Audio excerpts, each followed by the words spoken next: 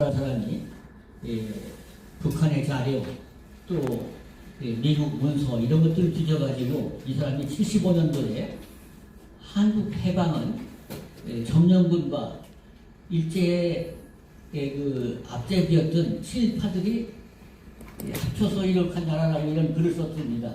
물론 이 글은 잘못된 것이지만 이 말에 대한 해석을 잘못해가지고 오늘 이것이 5.18 운동권, 전교조 교사, 또 일부 국사학자들에게 세뇌를 시켜서 드디어 안동관까지 나온 것이라고 합니다.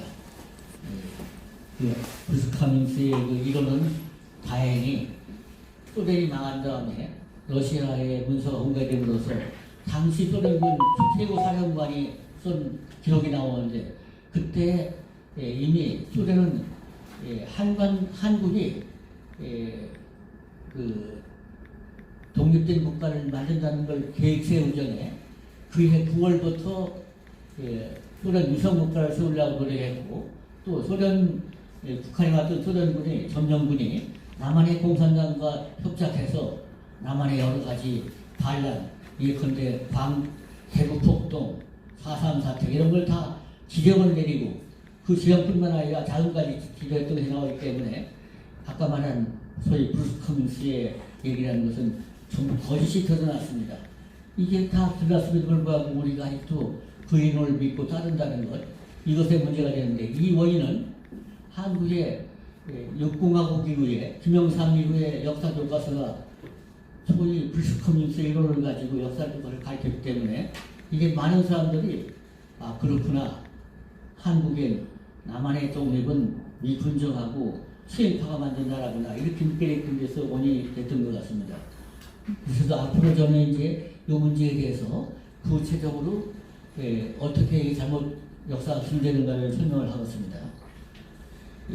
중요한 것은 1987년 개정된 6공화국 등장 이후 김영삼, 김대중, 노무현, 이명박, 박근혜 대통령은 대통령이 되면서 계속 앞선 정권을 비방하고 부정하는 소위 분열, 반란, 반동의 정치와 대중에게 증오심을 폭발시키고 복심을 시키는 이런 선전선동의 정치에 의해서 우리가 역사를 앞선 정권에 잘한 것을 기억하는 게 아니고 나빴던 것만 기억하는 이런 그 잘못된 역사를 배우게 되고 또 계속해서 역사를 뒤집어야 한다는 걸로 교육되는 과정에서 오늘 그 대통령까지 되려고 한 사람이 우리 역사가 잘못된 것이고 새로 출발해야 한다 이런 말을 한 거에 대해서 많은 사람들이 거기에 분노도 느끼지 않고 아 그런가 보다 하는 이런 사태까지 온 것이 우리의 문제라고 생각합니다. 제6공화국이 들어선 다음에 얘들이 만든 교과서를 보면은 대구 폭동을 10월 항제, 제주 4.3 사태를 4.3 항제 이렇게 역사를 용어를 바꿈으로써 역사에 대한 해방호 세대, 특히 6.25 세대 이후의 사람들에게 역사를 잘못 인식하도록 했습니다. 여러분이 지금 기억하시는 용어 중에서 일제시대를 우리는 배울 때 일제침략기, 또 국권상실기, 일제시대 이렇게 배우는데 요즘 교과서에는 일제강점기라고 나오고 있습니다. 일제강점기라는 말은 1958년에 북한 사회과학원이 펴낸 조선통사학원에 1945년 8월 25일 이후는 미제강점기, 8.15 이전은 일제강점기라고 기술했습니다. 그러니까 남한은 계속해서 외국의 강점기를 하는 얘기인데 이 용어를 조선권이라고 하는 그 국민대학 교수가 제5차 교육과정에 집어넣음으로써 지금 모든 문서에 우리가 일제시대를 일제강점기라고 지금 잘못 듣고 있습니다. 그래서 이런 용어가 준 모순을 우리가 이제 극복해야 할 걸로 알고 있습니다. 그리고 여기 나와 계신 노재봉 총리께서 10년 전에 2011년 1월 국회 도서관에서 베풀어진 그 국민토론회에서 1948년에 시작된 소위 전복국가 전략의 지속적인 그 토론을 지금 아무도 문제 삼고 있지 않다. 그러니까 테러, 폭동 등 비정규 무력 사용에 의한 전쟁이라는 것을 지금 사회 교란시키는 걸로 해서 우리 사회를 교란시키고 있는데, 이런 70년대 형성된 의식화된 세력의 전복 전략을 지금 다 수용하고 있어서 아까 말한 것처럼 교과서가 그렇게 바뀌고, 또 그것이 언론, 법조, 정치 모든 분야에 들어가서 이런 지금 모순이 좀 노정되고 있는 것입니다. 그래서 이런 것들이 쌓이고 쌓여서 드디어 대통령을 나온 사람까지도 건국은 친일파가 만드는 그 잘못된 역사라고 하고, 그리고 우리는 새로운 역사를 만들기 위해서 전복을 주장할 정도로 이렇게 좀 잘못되어 있다는 것을 우선 우리가 역사인식에 있어서 가장 기본적인 문제를 지금 서론으로 우선 던지는 것입니다. 그런데 중요한 것은 이러한 주장들이 아까도 얘기했지만 소련 망한 다음에 소련이 공개한 문서에 의해서 다 뒤집어지고 있습니다. 그 브리스 커뮤니스는 남한의 모든 폭동을 시민혁명이라고 하지만, 그때 소련에 와 있던 그 소련 사령관이 남한의 박헌영이 북한의 김일성이 불러가지고 10월 폭동을 어떻게 하라고 구체적인 지시를 하고, 또 부동 운동 자금까지 지원했던 것입니다. 이런 것이 이제 다 밝혀져서 알만한 사람은 아는데도 역사학자들이 이것을 교과서에 반영 안 시키고 있어서 아직도 해방뒤에 대한민국이 친일파와 미군정의 합작이라고 하는데, 쉽게 말해서 이승만이 한국에 귀국할 때도 어렵게 귀국했지만 미군정은 이승만을 안 도왔습니다.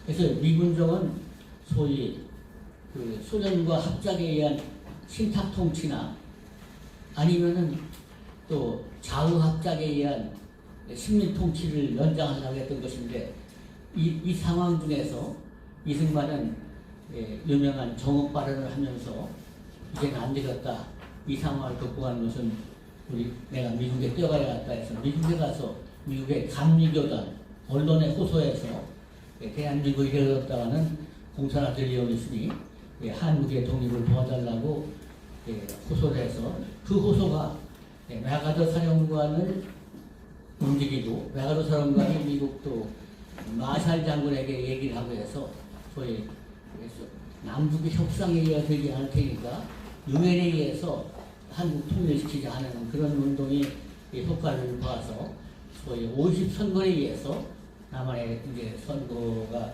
독립운동으로 이제 건국으로 이어지는 것입니다. 구체적으로 우리가 3.1운동 후에 대한민국 건국을 보면 초대 내각의 90%가 독립운동가였습니다. 대통령 이승만, 부통령 우리가 그 기록을 본 초대 내각은 한국은 90%가 독립운동가였고, 반면 북한의 김일성은 친일구역자가 90%였습니다. 대한민국에는 대통령이 이승만이었고, 국회의장이 신익희, 대법원장 김봉로, 부통령 이시영, 국무총리 이범석, 농림장관 조봉암, 그래서 모두가 다 독립운동가였던 반면에 김일성 초대 내각은 김영주 부수석은 일제헌병의 보조원이었고, 사법부장 장한근이는 중추원 참의였고, 또 강야국 상임위원장은 도의원이었고, 또 고위성 부상인 김정계는 일제 군수였고, 이화일 공군사령관 등, 그러니까 북한의 초대 내각은 지금 전부 친일구역자였습니다. 이런 사실이 분명함에도 불구하고 지금도 교과서에는 남한의 내각 구성 얘기는 펴지 않고 내만 정부가 친일파와 결탁의 생통인 것처럼 기술되고 있는 것, 이런 것들이 이제 우리가 바로잡아야 할 문제라고 봅니다. 해방 직후에 미국 정부는 한반도 정책으로서 카이로 회담에서 소련 및 영국 정부와 합의한 대로 적당한 시기에 독립시키자, 또 임시정부는 수립하지 않고 독립운동 세력을 그냥 균등하게 보자, 그리고 국제신탁 통치에 두자, 이런 목적으로 북한과 협의하는 체제였습니다. 그러니까 그때 루즈벨트나 또 미국의 군부성 생각은 한반도를 그렇게 중요시 안 봤기 때문에 잘못하면 자유중국, 중국이 다 공산화되듯이 한반도도 그렇게 된 위기였는데 이승만이 이 상황을 에콰도르에게 호소하고 미국 언론에 호소하고 해서 유엔에서 한국에 선거를 하자고 하는 걸로 해서 그나마 남한 반만이라도 우리가 독립을 했던 것입니다. 이승만은 돌아와서 처음에 통합된 정부를 세우려고 했습니다. 근데 이승만은 이미 1923년에 그가 운영하는 태평양 당시에 공산당의 당부당이라는 논거를 쓰면서 공산당이 재산을 쭉 나눠 가져야 한다는 것도 잘못이고 자본가를 없애야 하는 것도 잘못이고 지식계급을 없애야 하는 것도 잘못이고 종교단체 흡하는 것도 잘못이다. 또 정부가 군사 국가상 없어야 한다는 이런 주장들 잘못이라고 했지만 그러나 국가 통합을 위해서 박헌영이가 만나서 국가를 건설하자고 했으나 박헌영이가 독주하니까 결국 공산권과 결별하고 이승만은 그때부터 반공주의로 나와가지고 이 한반도에 유일한 공산권이 아닌 자유주의를 지향하는 국가를 세워서 지금 어떻든 간에 우리는 세계 10위의 좋은 국가를 만들었습니다. 그럼에도 불구하고 최근 운동권들이 조국이나 장하성이 같은 친구가 헬조선이라고 해서 대한민국은 지옥 같은 나라다. 이걸 없애자. 이런 선동을 해서 대한민국을 욕하고 있으나 최근에 유엔 산하기관에서 대한민국은 이제 중진국이 아니고 선진국을 해야 한다고 해서 국제적인 선진국으로 발표했습니다. 그리고 나이 먹은 사람들은 다 알지만 우리가 해방 직후에 국가의 재정을 반을 다 원조로 지탱하던 나라입니다. 이 나라가 지금 외국을 돕는 나라가 되었고 그리고 젊은 사람들이 세계에 나가서 성공한 국가인데 이 나라를 언제까지나 지옥 같은 나라라고 욕만 할 것입니까? 그래서 우리가 그동안 역사 교육을 잘못시켜서 한국을 이렇게 욕되게 하고 있는데 이제는 이런 교육을 좀 바로잡아야 할 텐데 그거는 국가 지도자가 잘 쳐야겠죠. 그래서 이제 결론적으로 내년 20대 대통령 선거가 제대로 된 사람을 뽑아야 할 것 같습니다. 그래서 이번 선거에서 과거의 선전선동에 의해서 대한민국을 마구잡이 욕했던 그 사건의 진실을 제대로 밝혀서 역사를 바로잡는 계기가 되길 바랍니다. 한마디로 해방 직후에 대한민국이 친일파와 미군정이 세웠다는 말은 거짓말입니다. 미군정은 이승만을 멀리해서 대한민국 건국의 처음에는 강용울이라고 하는 소설가도 만들어 보려고 했고 또 소재피도 해보려고 김유식이 다 했으나 안 돼서 이승만이 다른 노력으로 국민을 설득해서 우리가 여기에 비해서 북한의 국가 건국은 참 한심했습니다. 헌법 조문 하나하나까지 다 스탈린이 숙조심의했고 토지개혁도 어떻게 할 것인가를 다 스탈린의 허락을 받고 세웠던 나라가 북한이고 그 결과 오늘 북한이 3대 세습체제가 되는 이런 세계에 유례없는 나라를 되었고 대한민국 어떻든 간에 나라도 뒤집고 하면서 오늘까지 왔는데 지금 한 소위 민주화 30년 동안 나라가 지금 여러 가지로 혼란스러운데 이제 그 미몽에서 깨어나서 다른 나라를 세워야 할 때가 온 것이라고 생각합니다. 감사합니다. 네, 수고하셨습니다, 박수님. 네. 좌익 세력들의 거짓 주장과는 달리 대한민국의 건국은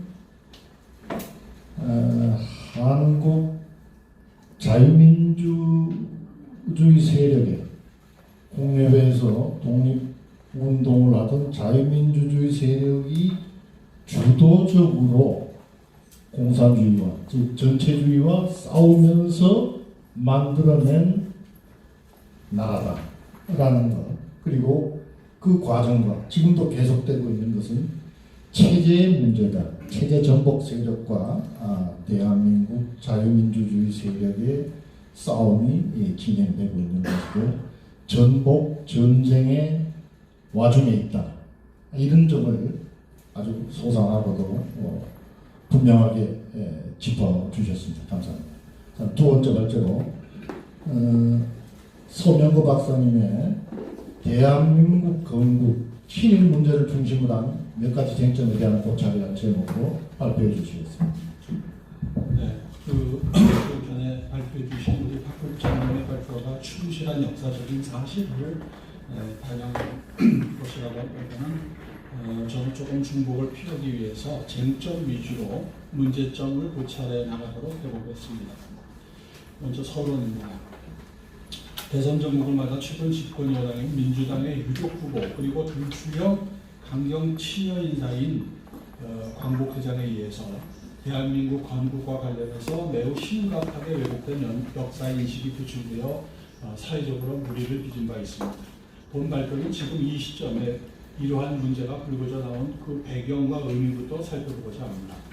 우선 지적하고 싶은 것은 현재까지는 586 세력들이 작심하고 능동적으로 이 문제를 제기한 것은 아닌 것 같다는 점입니다.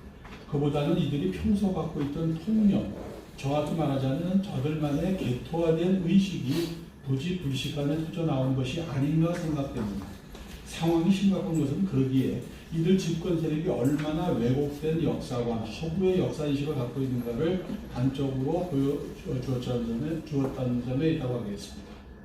돌이켜보면 김영삼 정부에서 시작되고 김대중 노무현 정부에서 본격화된 대한민국 역사에 대한 왜곡된 인식은 이제 사회저변으로 꾸준히 확산되어 왔습니다. 물론 이명박 박근혜 정부에서 이에 대해 대응을 하지 않는 것은 아니지만 저들의 강력한 반발로 상황을 정상화시키는 데는 역부족이었습니다. 박근혜 대통령 탄핵의 과정에서 등장한 문재인 정부는 적폐청산이라는 미명하에 대한민국의 건국과 그 성과를 폄훼하는 심지어 그 존재 자체를 부정하는 행동을 계속해 왔습니다. 법원 판결을 통해 65년 한일 국교 정상화 기본조약을 부정하고 국립묘지 파멸원까지 제기하는 등 온갖 정책적 수단을 통해서 현실적으로 대한민국의 정통성을 훼손할 수 있었기에 구태여 역사인식이라는 거대 담론 투쟁을 벌일 필요성조차 느끼지 못했을지도 모르겠습니다. 이미 개토화된 집단 속에서 안주하여 갈라파고스 섬의 동무들처럼 퇴용화된 의식 속에서 저들 나름대로의 유사 현실이 형성되었고 이러한 분위기 속에서 자신들만의 역사인식이 이미 상식과 진리라고 확신하면서 정치적 파장을 크게 의식하지 않은 채 바라는 측면도 있다고 볼 수 있겠습니다. 문제는 조국 사태를 비롯하여 집권 중반 이후 문 정부에서 벌어진 여러 사태를 통해 저들의 실체와 지향점이 점차 드러나기 시작했다는 사실입니다. 특히 저들의 노골적인 반대한민국 성향, 시대착오적인 퇴행적 인식 수준, 사실을 외면한 채 허구적 환상에 기초한 천박하고 조야한 역사 이해 실상이 백일화에 드러나면서 한때 설마하면서 저들에게 동조했던 많은 국민들이 각성하기 시작한 것은 천만다행한 일이 아닐 수 없겠습니다. 최근 사태의 추이를 볼 때 이번 선거에서 여권 후보들은 역사인식 문제를 정면에서 제기하는 것에 대해 이해 득실을 저울질하고 있을 것으로 보입니다. 현재의 시점에서 저들이 어떤 전략을 취할지는 단언하기 어렵지만 미래지향, 정책중심 선거로 가야 한다는 기치하에 야권에서 제기하는 역사인식 문제는 과거지향적 태도라고 비난하면서 가급적 예봉을 피하려 할 것으로 보입니다. 다만 저들이 문제의 쟁점화를 피할 수 없게 될 경우에 대한민국을 정면에서 폄훼하거나 부인한다는 비난을 피하기 위해서 지금까지의 적폐 청산론을 중심으로 문제를 거론할 가능성이 적지 않아 보입니다. 그러나 저들이 결정적 추세에 몰릴 경우에는 토착외구 등 강력한 선전선동의 구호를 다시 본격화하는 등 저들이 유리하다고 여기는 이슈를 중심으로 역사 인식 문제를 정면에서 제기할 가능성도 적지 않다고 하겠습니다. 문정부와 586 세력들은 지난 선거에서 자신들의 정책을 놓고 국민들에게 호소하여 선택을 받은 것이 아닙니다. 선거 과정에서는 자신의 정책을 숨겼지만 집권 후 실제 정책에서는 이와는 정반대로 반대한민국, 반민주적 성격을 서슴지 않고 보여주었습니다. 심지어 대통령 취임사에서 제시한 방향이나 정책과 정반대로 움직였습니다. 자기 공약과 반대로 움직이는 집단을 상대로 해서 공약을 따지는 것은 현실적으로 무의미한 일입니다. 이번 선거 역시 그 재탕이 될 가능성이 적지 않습니다. 결국 표방하는 공약과는 무관하게 이번 선거는 대한민국이 문재인 정권이 본격적으로 열어놓은 민주적 전제정 혹은 유사 전체주의 길로 완전히 들어설 것인가, 아니면 다시 민주 헌정의 상도로 복귀할 수 있는가를 가르는 결정적 선거가 될 것입니다. 우리는 이제 저들의 실체를 폭로하기 위해서 무엇보다도 역사 인식 문제를 정면에서 제기하지 않을 수 없습니다. 차기 대통령의 현대사 인식을 따지는 것은 결코 색깔론이 아니라 향후 정책을 따지는 것이며, 나아가 공론을 구구들 가르는 노선을 문제 삼는 것입니다. 그런 점에서 저들이 원하든 아니든 문재인 정부와 586 세력의 역사 인식 문제는 이번 대선에서 핵심 쟁점이 될 수밖에 없고 또 그렇게 되어야 할 것입니다. 이번 대선은 한국 현대사의 향로를 가르는 결정적인 계기인 만큼 근본적인 세계관의 대립이 불가피하기 때문입니다. 이러한 문제의식에서 본 발제는 역사인식 주제 중에서 특히 대한민국 건국과 관련된 해방정국의 성격을 명확히 규정하기 위해서 친일을 중심으로 할 때 나타나는 몇 가지 쟁점들을 고찰해 보고자 합니다. 이 현대사로서의 대한민국. 일반 역사와는 달리 현대사, 소위 컨템포러리 히스토리라고 하는 것은 끝이 열린 역사라고 할 수 있습니다. 언제든지 지금 우리가 선택하고 행하는 것에 의해서 향후 미래의 행로가 바뀔 수 있고, 그에 비추어서 지난 역사의 의미 자체가 바뀔 수 있는 것입니다. 역사에 대한 건전한 비판은 필요한 일이지만 지금 대한민국 역사를 편에 부정한다는 것은 대한민국 자체를 부정하고 다른 정치 체제로 변환시키려는 것에 다름 아닙니다. 오늘날 사태의 심각성은 이러한 움직임이 집권 여당 주도로 추진되고 있다는 데 있습니다. 그것도 돌이킬 수 없는 결정적인 관문을 넘어서는 단계에 있다는 것입니다. 여기에 지난 70여년간 지치지 않고 대남 전복전을 추구해온 북한이라는 변함없는 요소가 작동하고 있는데 더하여 근래 노골적으로 동북아 패권 세력을 표방하는 중국의 힘이 강하게 작동하고 있다는데 더욱 커다란 어려움이 있다고 하겠습니다. 저들의 논점은 1차적으로 대한민국의 정통성에 대한 공격에 집중되고 있습니다. 저들에게는 만약의 근원인 분단의 시작이기 때문입니다. 특히 건국과 그 주도자인 이승만 대통령에 대해서는 분단의 원흉이라는 공세가 퍼부어지고 있습니다. 그런 점에서 저들은 사실에 대한 왜곡은 물론 심지어 날조까지 서슴지 않고 있습니다. 저들의 공세와 논점은 겉으로는 건전한 비판, 균형 있는 관점 제시라는 미명하에 이루어지고 있습니다만 그 밑바탕에는 대한민국을 태어나지 말았어야 할 나라, 하루라도 빨리 없어져야 하는 나라로 매도하고 있습니다. 이러한 주장은 다음에 몇 가지 논리를 토대로 하고 있습니다. 첫째는 단순한 핏줄, 동포 혹은 결여와 같은 종족 개념을 네이션, 즉 민족 혹은 국민으로 착각하거나 왜곡시킨 종족적 민족주의가 그것입니다. 그런 바탕에 의해서 대한민국을 일종의 민족이라고 말을 하지만 그 종족을 분단시킨 주역으로 매도하고 있는 것입니다.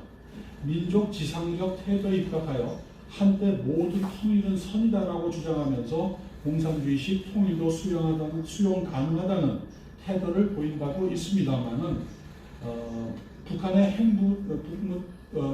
핵무장 이후 최근에는 닥치고 평화와 같은 민족 지상을 넘어서 유토피아적, 환상적, 몽환적 태도까지 보이고 있습니다.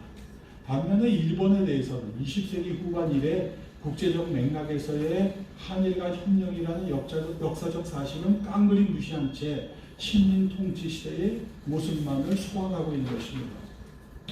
둘째는 왜곡된 민주주의에 대한 시각입니다.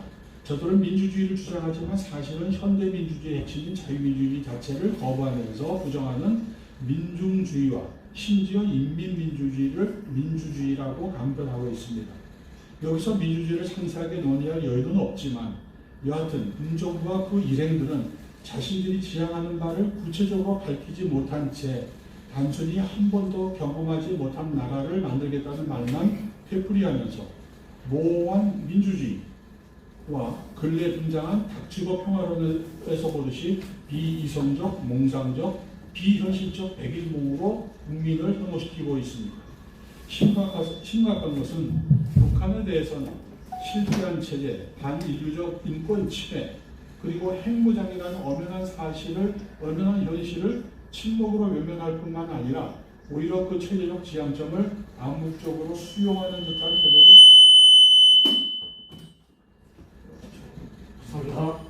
태도로 일관하고 있다는 점입니다.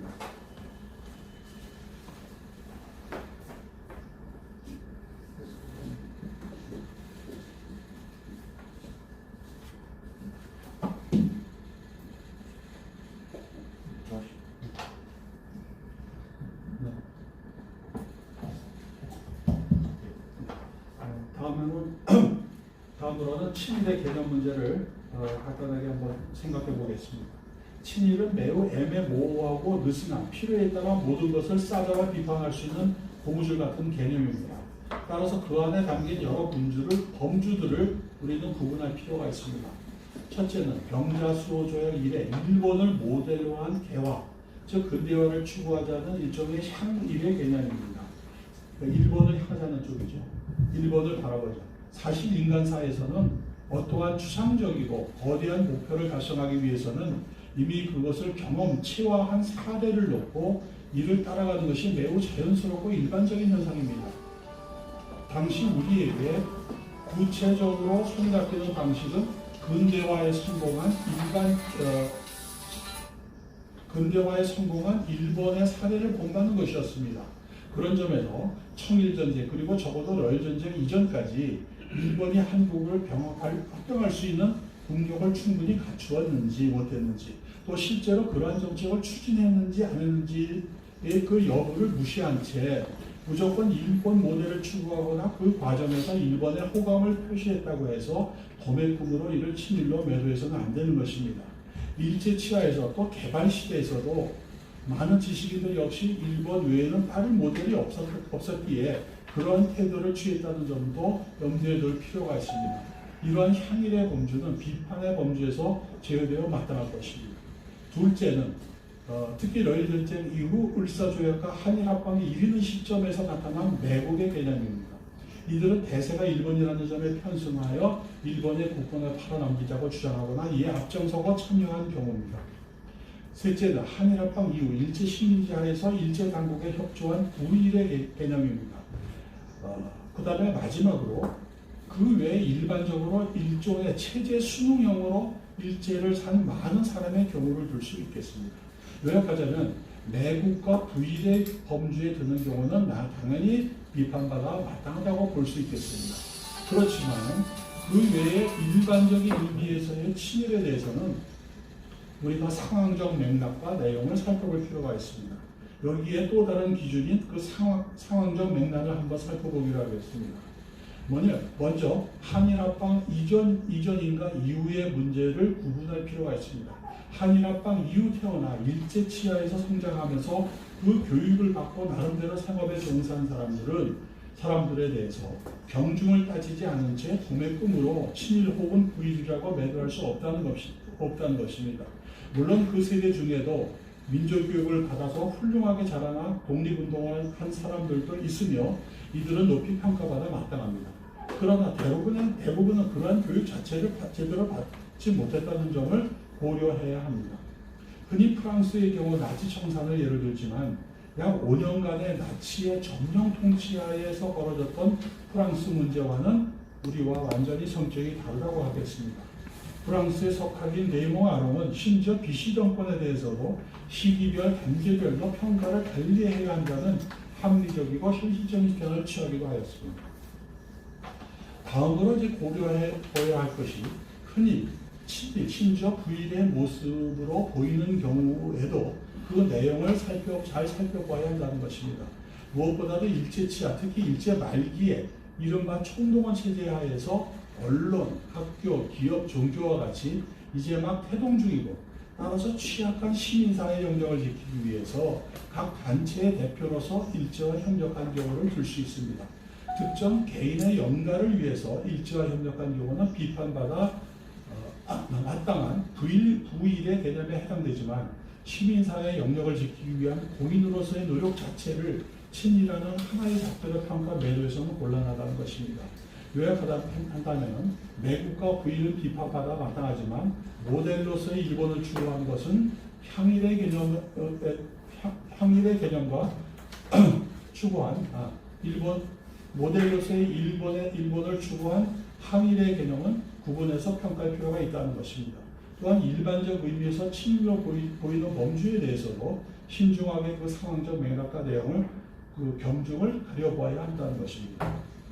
자, 네 번째, 친일 프레임이라는 문제 바꾸기 전술입니다. 어느 시대에나 자신의 과제와 문제를 갖고 있습니다. 오늘날 이 시점에서 우리가 판단할 때 해방 이후 한국사의 최대 과제는 지체된 근대화의 달성이었으며, 이를 위해서 당시 급박했던 것은 무엇보다 근대국가, 즉 자유민주주의 국가의 수립이었습니다. 조선 왕조가 멸망한 것은 단순한 외교관계에서 실패했기 때문이 아니라 국가 자체가 근대국가로 탈바꿈하지 못하였고 근대사회를 창출해내지 못했기 때문입니다. 따라서 해방 당시의 과제는 지체된 근대화의 달성을 위해 무엇보다 이를 담고 추진할 근대국가를 수립하는 것이었고, 경제관계를 전근대적인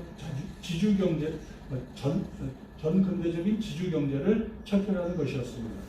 여기에 19세기 말이나 20세기 초와는 달리 민주주의의 쌍생아이면서 그 반동으로서의 공산주의라는 전체주의를 배격하고 미화투쟁하는 일이었다고 볼 수 있습니다.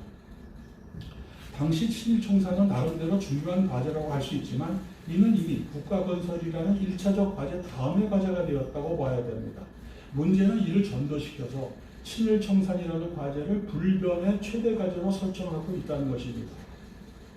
저들은 이를 위해서 당시 상황을 왜곡 무시하고 있습니다.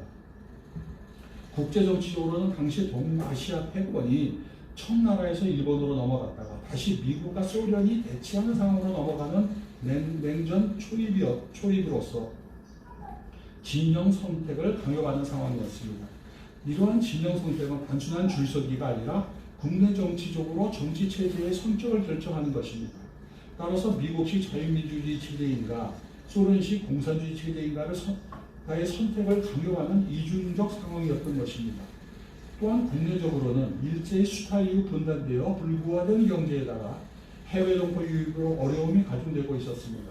인적 자원만 해도 당시 중학교 수준의 졸업생이 불과 2만 5천 명 수준이었습니다. 이러한 당시 내외적 상황적 맥락을 무시한 채 무중력 상태 혹은 고립된 상황 속에서 왜 친일청산을 제대로 하지 못했는지 힘문하는 것은 마치 왜 세종대왕이나 이순신 장군에게 민주주의를 실현하지 못했느냐고 따지는 것과 다를 바 없는 것입니다. 더군다나 세계 10위권의 선진 경제 그리고 민주주의가 나름대로 정착된 현재의 관점을 당시 상황에 투영해서 왜 친일파를 철저하게 청산하지 못했는가를 따지고 이를 지금이라도 하겠다고 나서는 식의 논의를 전개하는 것은 시대착오적인 것이 아닐 수 없습니다. 이렇게 친일 프레임을 걸어 건국을 매도하는 데는 저들의 또 다른 의도가 숨어져 있습니다. 그것은 은연중에 북한은 친일을 철저하게 청산하였다는 도식을 갖고 이와 비교하면서 대한민국을 폄훼하려는 것입니다. 대한민국에 대해서는 굳이 건국이라는 용어를 쓰지 않으면서 굳이 정부 수립으로 격화시키는 한편 북한에 대해서는 국가 건설로 이를 기술하는 것이 바로 그것입니다. 심지어 대표적 논객의 한 사람은 김일성의 날조된 한일 무용담까지 건국 신화로 볼 수 없는가 하는 시각을 보이기도 한 바 있습니다. 여기에는 한국 지식사회의 책임이 결정적이라고 하지 않을 수 없습니다. 조금 전에 지적하셨지만 일제강점기라는 용어에 대해서 지적 불순하고 지적해 주신 것은 바로 이 점을 정확히 지적해 준 거라고 할 수 있겠습니다. 이렇게 제대로 된 지적 토론이나 학문적 논쟁 없이 바로 교과서에 이 용어를 수용하고 이를 수용하는 것을 좌시하는 것은 한국의 청각하고 비겁한 지성적 풍토라고 하지 않을 수 없겠습니다. 대한민국 건국에 대한 건국에 대한 상황과 맥락의 왜곡에 대해서 말씀드리도록 하겠습니다. 586의 논리는 상당 부분은 왜곡되거나 날조된 사실에 토대를 두고 있다는 점은 이미 지적한 바 있습니다만, 여기서는 이 부분을 생략하고 상황을 왜곡시킨 부분에 대해서 언급하고자 합니다. 먼저 독립운동에 대한 왜곡된 시각을 짚을 필요가 있습니다. 무엇보다 문제가 되는 것은 객관적 상황을 무시한 채 행위자의 의도와 헌신만을 평가하려는 태도입니다. 특히 의도의 순수성과 강도, 즉 선명성을 중시하면서 무장 항일 투쟁을 최고의 가치로 설정하는 자세를 보이고 있습니다. 이른바 민중사관의 시각에 입각해서 군사령관, 장관, 대통령의 역할보다는 일선 보병의 역할이 더욱 중요하다는 식입니다. 이들에게 임시정부의 대통령이나 구미위원의 역할은 민중과 민족을 개발하는 행위에 불과한 것으로 보일 것입니다. 이러한 시각은 올바른 역사 기술의 정도에서 완전히 벗어난 것입니다. 미군정과 소련 군정의 태도와 성격에 대해서도 장님 코끼리 만지기식의 특정 부분을 전체로 치환하는 태도를 보이고 있습니다. 1차적으로 30여만의 일본군 무장 해제를 위해 구 일본 제국의 영토였던 한반도를 분화 점령한 것이라는 것을 무시한 채 남한에 진주한 미군에 대해서만 점령군, 북한에 진주한 소련군은 해방군이라는 것입니다. 그 근거는 미국과 소련군의 포고령 비교에 두고 있는데, 이는 양 군대의 성격과 양 국가의 성격, 현지 정책에 대해서는 눈 감은 채 오로지 포고령 하나만을 축자적으로 해석한 것입니다. 해방과 건국 이후 상황에 대해서도 사실과 정반대 인식이 강하게 표출되고 있습니다. 마치 당시 이리 성숙한 시민사회가 나름대로 존재하였으나 일제와 미군정을 거쳐 형성된 과대성장 국가가 이를 왜곡시켜서 반민주적이고 반민족적인 외사국가가 등장하였고, 그 결과 역사의 방향이 빗나가게 되었다는 것입니다. 그러나 경험적 사실은 이와는 정반대였습니다. 당시 한국은 국가 부분이 너무 취약해서 군대는 완전히 부재한 상태였고, 경찰력 자체로서는 치안 유지도 제대로 못하는 상황이었던 것이 사실입니다. 심지어는 질서 유지를 위해 청년단체에 의존할 수밖에 없을 정도였습니다. 여기에 인적자원, 세수를 위한 불적자원 자체도 빈약하기 짝이 없습니다. 국가가 사회를 억누르고 약탈할 정도로 강력한 과대성장 국가가 아니라 오히려 국가 자체가 동원할 자원 자체가 없었던 취약 국가였던 것입니다. 대한민국이라는 국가 건설에 있어서도 왜곡된 논리를 서슴지 않고 있습니다. 1948년 8월 15일 정부 수립을 선포하였다고 해서 그것이 국가 건설이 아니라고 하는 것은 다른 의도를 갖고 있는 강변일 뿐입니다. 국가라는 것 자체가, 그리고 국가 건설이라는 것 자체가 매우 추상적인 차원을 갖고 있는 용어입니다. 대한민국 건설은 구체적으로는 총선거, 국회 개원, 헌법 제정, 정부 수립, 행정권 이양 인수죠. 그리고 유엔총회 인정 같은 것을 통해서 이루어지는 것입니다. 시각에 따라서는 헌법 제정, 유엔 인정을 기준으로 볼 수도 있겠지만, 상식적으로는 보통 정부 수립을 대표적인 실체적 사실로 보면서 이를 국가 탄생의 기점으로 봐야 하는 것입니다. 국가 건설 과정에 대해서도 유토피아적 개인적 도덕론의 시각을 깔고 있는 것으로 보입니다. 대한민국이 깨끗하지 못한 출발을 했다는 주장은 모든 국가, 적어도 대부분의 국가들의 건설이 깨끗하게 출발했다는 터무니없는 비현실적 기준을 세우고 있기 때문에 나올 수 있는 말입니다.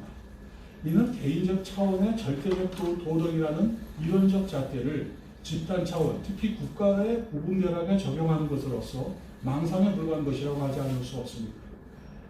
문제가 더욱 심각한 것은 이러한 주장의 이면에는 자신들은 친일 정선을 철저하게 했다고 강변하는 북한의 주장을 아무런 검증 없이 수용, 북한은 깨끗한 출발을 한 것처럼 상정하고 있다는 데 있습니다. 이 부분에 대해서는 이미 언급을 해주셨기 때문에 넘어가도록 하겠습니다. 국가 건설 과정을 놓고서도 사회 계약론 같은 추상적 개념을 현실적 개념으로 오인하여 현실의 상황의 급박성이나 예외성을 인정하지 않은 채 이상적 기준에 입각하여 현실 정체를 난도질하고 있습니다. 냉전으로 세계가 진영으로 분열 대립하는 상황에서 또 경제적 토대와 인적 자원 자체가 열악하다 못해 부재하는 상황에서 자유민주주의에 입각한 근대국가를 건설해야 했다는 것을 완전히 무시한 것입니다.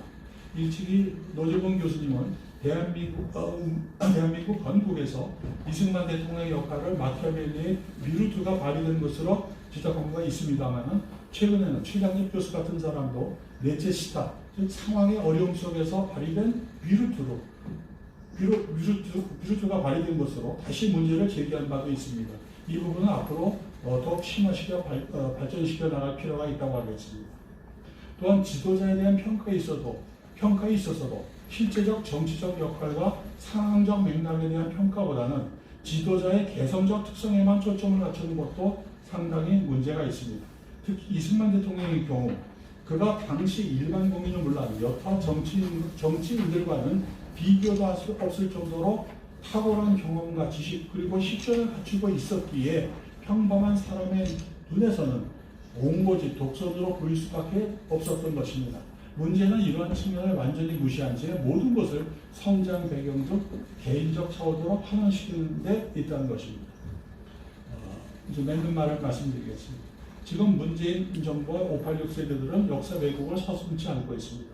특히 저들은 북한을 은연중 상정하면서 북노남불, 북한이 하는 로맨스, 남한이 하는 분류식으로 대한민국을 혐의 부정하고 있습니다.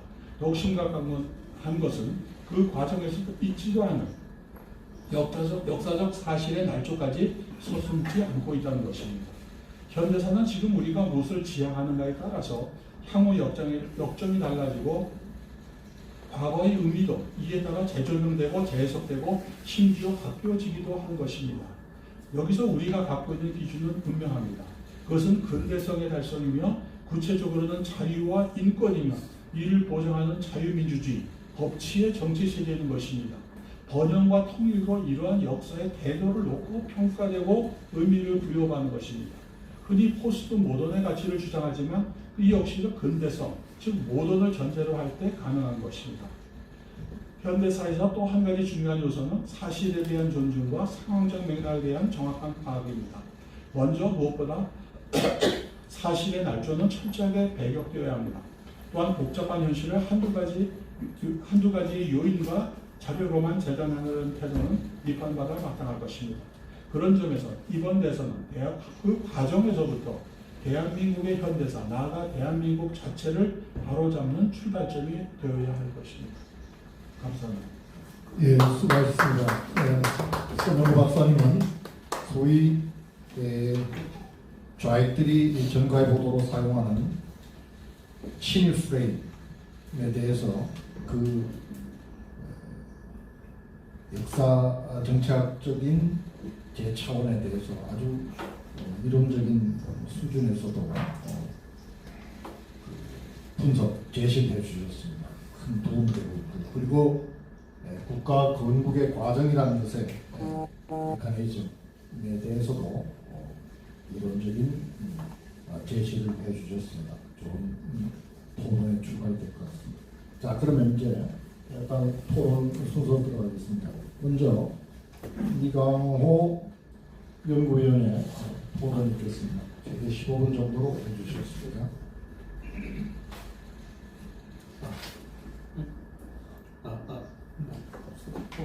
그냥 마이크 아니 그냥 하겠습니다. 예. 마이크 켜면 되겠는데 켜고 조금만 있어야 됩니다. 예. 이강호입니다. 제가 그 말씀 많은 586 세대입니다. 그래서 좀 알기 쉽게 설명을 하자면 우도군 출신 그것은 이제 좀 그래서 지금 문제가 되는 이제 그 일종의 악질적인 이제 프레임을 가지고 계속 이제 그 반일 그 프레임을 가지고 지금 장난질을 치고 있는 그런 그 부류들과 한때 이제 가끔 활동도 하고 그런 적이 있었습니다. 우도군 반격이죠. 그래서 그 논리들을 좀 압니다. 그래서 발전하신 두 분이 하시지 않은, 조금 겹치지 않은 몇 가지 제가 요청될 만한, 그리고 조금 기억을 해뒀으면 하는, 알려졌으면 하는, 사실은 다 이미 자료를 찾아보면 다 알려져가 있는 일인데 더 적극적으로 알려지지 않은 어떤 이런 문제들을 이제 조금 소개를 드릴까, 문제 제기를 할까 하는 마음에서 이렇게 이제 그 말씀을 좀 드려보겠습니다. 무지한 것하고 사악한 것이 같이 간다, 이런 부분도 좀 늘 좀 생각을 해주셨으면 하는 이런 말씀 꼭 드리고 싶습니다. 이들 그 집단 지금 현재 문재인 세력의 문재인 정권의 이 사람들은 이 두 가지가 좀 겹쳐가 있습니다. 첫째, 잘 모르기도 하고 사실관계에 대해서, 그리고 두 번째로 매우 악질적인 어떤 거니까 짓들을 하고 있다는 게 이제 겹쳐가 있다고 합니다. 기억들 하실 겁니다. 토착외구라는 용어들 기억을 하시죠? 토착외구. 외구가 언제 때 이야기입니까? 외구 뭐 쭉 거슬러 올라가자가 이제 외구라는 용어가 쓰지고 하는 것은 고려 때까지죠. 당장 뭐 외가 이게 이제 우리 역사에서 존재감을 드러내고 온 거는 삼국시대부터 될 겁니다. 제가 이제 아주 직구적 질문을 하나 던져보려고 합니다. 신라가 이제 통일 전쟁을 할 때 백제를 이제 그 칩니다. 그래서 백제가 위협에 처하면서 일본에 이제 외 지원을 요청을 하죠. 그래서 외가 일본이 이제 고원군을 파견을 합니다. 백제하고 외가 손을 잡고 신라군에 맞서 싸웁니다. 외죠, 외구입니다. 외는 거기서 시작이 됩니다. 자, 백제는 어떻게 되는 겁니까? 외구입니까? 백제도? 외하고 손잡고 그렇게 싸웠으니까 굳이 토착외구의 뿌리를 찾으라고 하면 그렇게 되는 겁니까? 저는 백제 좋아합니다. 높게 평가를 하고 우리 역사에서 큰 어떤 거니까 뿌리가 되는 어떤 훌륭한 어떤 거. 근데 이런 어떤 패괴망치가 어떤 질문을 던질 수밖에 없는 이런 어떤 게 난무를 하고 있는 거죠. 토착외구 이런 얘기를 하면서.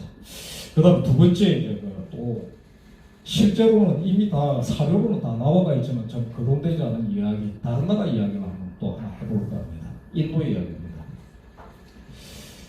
간디 찾아보면 다 나오는 이야기입니다. 간디, 마하트마 간디. 인도 독립의 영웅이고, 그렇죠.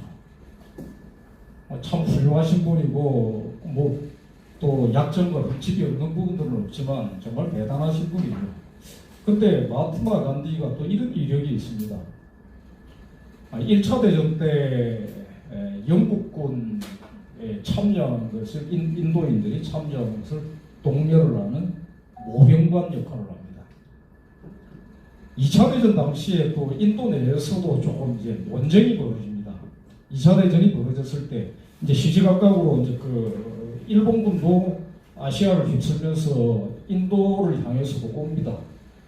그때 이제 인도 내에서 세력들, 독립운동 세력이기도 하고 뭐 하지만 이 세력들 사이에서 의견이 세수로 갈라져 버립니다. 간디의 입장이 있고 네루의 입장이 있고 또 다른 사람 이름은 제가 생각이 안 납니다만 세 가지 이제 입장으로 갑니다. 간단히 결론적으로 말씀드려서 간디는 마하트마 간디는 영국과 손잡고 영국과 동맹해서 영국의 적들과 맞서 싸울 것을 주장합니다. 네루는 반대합니다. 네루는 말하자면 간단하게 얘기를 하면 중립을 지키자고 얘기를 합니다. 그리고 세 번째 마지막 아예 이 기회에 영국에 반대되는 세력과 군사적으로 손을 잡고 확실하게 독립을 하기 위해서는 영국과 맞서 싸우라는 주장도 한 게 나옵니다. 그래서 심지어 인도인들, 인도분들끼리 나눠져가지고 동족 상장까지도 벌어져 버립니다. 자, 그러면 이제 간디를 어떻게 평가를 해야 됩니까? 어떻게 평가를 해야 됩니까? 전쟁은 어떻든 간에 영국, 미국 등의 연합 군축의 승리로 끝나고 하면서 새로운 어떤 단계로 들어가게 됩니다. 근데 재밌는 잘 거론되지 않아 알려지지 않은 사실이 하나 있습니다. 2차 대전이 이제 끝나는 그 당시에 말하자면은 그 인도군의 숫자가 있습니다. 인도군. 잘 들어오니 안 됩니다. 250만의 군이 형성이 되고 있습니다. 인도군이.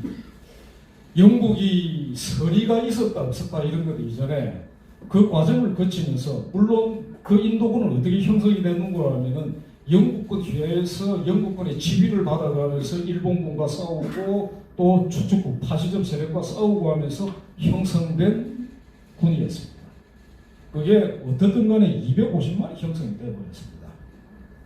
사실 그렇게 되고 나니 영국 입장에서는 2차 대전이 끝나고 나서 더 이상 말하자면 이미 이제 약속을 안 받고 있고 인도를 계속 독립을 안 시켜주고 버티겠다고 할 수도 없었습니다. 250만입니다. 우리 역사로 들어오겠습니다. 역사는 아주 그러니까 그 의도하지 않았던 교차가 있기 때문에 참 뭐라고 할 수 없습니다만 이름은 제가 거론하지 않겠습니다. 이런 사람이 있었습니다. 러일 전쟁 당시에 러일 전쟁이 벌어지기 직전입니다. 그때 조선은 일본과 동맹을 해서 러시아와 싸워야 된다라고 주장한 사람이 있었습니다. 이 사람은 악질 친일파입니까? 아닙니까? 어떻게 되겠습니까? 그런 일이 있었습니다. 심지어 이 사람은 자신의 성의를 보이기 위해서 당시 돈으로 1만 원, 요즘으로 치면 한 10원이 된다고 합니다. 그런 정도의 돈을 일본 군부에 헌금을 합니다. 이 사람은 친일파일까요? 아닐까요? 그런데 이분이 3.1운동에 앞장을 서게 되는 분입니다. 그렇습니다. 그리고 또 일제시대 이제 막바지 이제 한참 2차 대전의 전쟁이 벌어지고 있을 겁니다. 일단은 조선 청년들이 고민을 하면서 어떤 분을 찾아갑니다. 자, 이 전쟁에 저희들이 일본군이 지금 합병도 모집하고 뭐 이렇게 하고 있는데 어떻게 해야 할까요? 아직까지 징병이 시작되기는 전이었습니다. 징병은 일반에 잘 알 오해와는 달리 매우 늦게 시작이 됩니다. 초반에는 징병은 없었습니다. 그저 지원군일 뿐입니다. 물론 동료는 했습니다. 일본 측에서. 근데 가기 싫으면 안 가도 되긴 했습니다. 청년들이 찾아와서 어떤 분에게 물어봅니다. 어떻게 할까요? 이분이 고민을 하면서 답합니다. 자네들이 어쩌면은 전쟁에 나가게 되면은 그냥 전쟁터에서 희생이 당하는 사람이 될 수도 있을지 모르겠다. 그러나 우리 민족의 미래를 위해서라면은 군 경험을 갖는 이게 굉장히 소중한 자산이 될 것 같다. 이렇게 얘기를 합니다. 물론 일본은 지고 영국은 전쟁에서 이겼습니다. 그래서 운명은 교차해 버렸습니다만 무장 독립운동을 이야기하고 복잡한 이야기가 참 많습니다. 그러나 광복군 숫자도 얘기를 하고 뭐 여러 가지 얘기를 합니다만 인도 250만 인도군과는 숫자로서 거론할 그런 것도 되지는 않습니다. 합병으로라도 나가서 군사 경험을 쌓고 그걸 발판으로 해가지고 장차 조선민족이 우리 민족이 한민족의 독립을 위한 군사적 기반이 형성되는 계기가 됐으면 좋겠다고 한 그분은 악진 친일파일까요? 반민족적인 분일까요? 어떨까요? 자, 인도에서 전쟁이 끝났을 때 실제로 갈등은 상당했습니다. 영국과 손잡을 것이냐, 그 반대편과 손잡을 것이냐, 그냥 중립을 지킬 것이냐. 네로 같은 경우 이렇게 얘기를 합니다. 영국을 어떻게 믿냐? 도와줬다 하더라도 사기칠 가능성이 있다. 의심할 만합니다. 간디는 그렇게 얘기를 안 합니다. 그런데 결과적으로 간디가 맞긴 맞았습니다. 어떻든 간에 인도에서 그 세 부류에 대해서 갈등이 있고 다툼도 있고 있지만 어떤 경우에도 그들을 반민족적이라든가 반인도적이라든가 악질적인 친형파라든가 우리식으로 얘기하면 친일파 이런 거 그렇게 욕 안 합니다. 그런 건 없습니다. 이해를 하는 쪽입니다. 우리 역사에 비추어서 비교를 해서 좀 헤아려 보게 됩니다. 그리고 덧붙여서 도대체 언제까지 이렇게 과거 얘기를 계속해야 되느냐라는 게 사실은 좀 참담하다. 이런 문제제기는 꼭 드리고 싶습니다. 역사가 중요하긴 합니다. 그러나 때때로 개인 간의 사인들끼리 일반적으로 사람들끼리도 다툼도 벌어지기도 하고 그렇지 않습니까? 부부 사이에 부부싸움도 있습니다. 부모 자식 간에도 다툼이 있을 수가 있습니다. 그러니까 그 다툼이 있으면은 그걸 영원히 기록하고 기억해서 한 번 다툼만 있으면 그래 돼야 되는 건가요? 그리고 그런 게 있으면은 끝끝내 나중에 좋은 관계가 설정이 돼도 그 유감을 잊지 않고 앙심을 품고 그래야 되나요? 그러면서 오히려 현실적으로 지금 당장 우리를 적대시하고 괴롭히는 쪽에서는 아무리 모욕을 하고 피해를 주고 이렇게 해도 거기서 입을 다물고 있어야 됩니까? 중공에 대해서 어떻게 생각하십니까? 지금 우리에게 가장 많은 피해를 준 괴롭히고 모욕하고 하는 쪽이 어디입니까? 일본이 그렇게 합니까? 어떤 측면에서는 일본은 그럴 만한 힘은 지금은 없지요. 예. 어떻게 보면은 일본은 더 이상 그런 식의 관심은 없을 수도 있을 겁니다. 그런데 중공은 어떻습니까? 끓이낌 없는 어떤 그 야욕을 갖다가 드러내고 끓이낌 없이 우리의 내정에도 모욕적으로 개입하고 끼어듭니다. 이걸 내버려 둬야 됩니까? 이거는 문제 삼지 않고 이것은 문제 삼지 않고 옛날 일을 계속 물고 그것도 사실과 다른 거짓말을 하면서 정복시켜 나가야 됩니까? 이러지는 말아야겠다고 말씀드리고 싶습니다. 소련군 점령군이고 미군은 어쩌고 소련군은 해방군이고 미군은 점령군이고 오늘의 이제 기본 주제는 친일의 문제니까 아까 그 발제자분들께서 소련군과 미군 말씀 다 하셨으니까 전 다른 차원에서 비교를 한번 해보겠습니다. 수풍댐 문제는 아까 박석근 주필님께서 이제 거론도 하셨는데 아시다시피 수풍댐은 일본이 만들었죠. 자, 그리고 그 수풍댐에 남아있는 어떤 발전기를 가지고 해방 공간에서 한반도 전역에 전기도 공급했습니다. 그런데 소련군이 그 중에 상당 정도를 숫자에서 약간씩의 차이는 있습니다만 뜯어가 버렸습니다. 수풍댐을 만든 일본, 수풍댐의 발전기를 뜯어가 버린 소련, 그 소련군은 자신군을 해방군이라고 칭하고 해방을 선전했습니다. 해방군이 뜯어갔습니다. 어떻게 되는 겁니까? 말만 번듯하게 말하면은 그걸 그대로 받아들이고 다 인정을 해야 되는 것일까요? 그런 식이라면은 사기꾼, 온 천지 사기꾼에 몰아나게 됩니다. 사기꾼이 어떻게 자기 자신을 사기꾼이라고 자인하면서 저는 사기꾼 맞습니다. 저는 여러분을 등쳐먹으려고 나왔습니다. 이런 사기꾼이 있습니까? 그런 거 없습니다. 이런 부분들을 좀 헤아리고 구분하는, 그리고 이제 건강한 어떤 미래를 향해서 가는, 그리고 사악한 의도를 품고 악질적인 마음으로 과거를 들먹이면서 이렇게 상처를 갖다가 만들어내고 있죠. 그걸 갖다가 정복시켜 나가고 하는 짓거리는 좀 없어야 된다. 이런 말씀을 드리고 싶습니다. 그리고 국민 여러분들이 이런데 속아 나가게 되지는 않아야 된다. 이런 말씀 꼭 드리고 싶습니다. 국민이 주권자라고 하지 않습니까? 주권은 국민에게 있다고 하지 않습니까? 그러면 사기에 속지 않아야 될 책임도 있는 겁니다. 언제까지 우롱당하고 속아나가고 하실 건가? 그런 생각은 안 하실 건가? 국민 여러분 모두에게 이런 질문을 한번 던져보고 싶습니다. 감사합니다. 네, 고맙습니다. 다음 권순철 박사님 토론해 주십시오.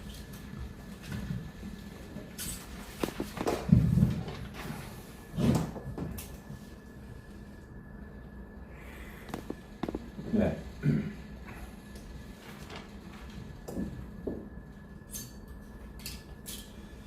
네, 그 박석훈 주필님, 신영구 박사님 말씀 잘 들었습니다.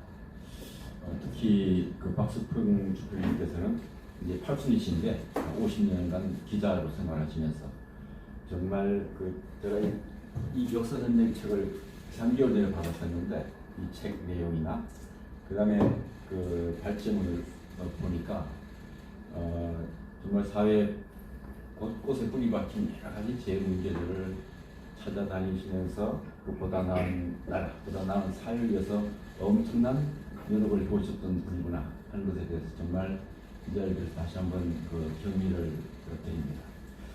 두 분 말씀 중에 제가 관련된 부분을 다시 한번 그 되새겨 보면서 좀 말씀드리려 합니다. 먼저 박주필님께서 이제 말씀하셨던 이재명 안동 발언, 그렇죠? 사실 뭐 대한민국 국가 정통성을 그 부정하는 얼치기 역사관에 대해서 오히려 국민들이 이 정치인들을 참 그 걱정해야 될 그런 상황이 됐다 하는 것에 이제 그 폭로를 시작하셨습니다.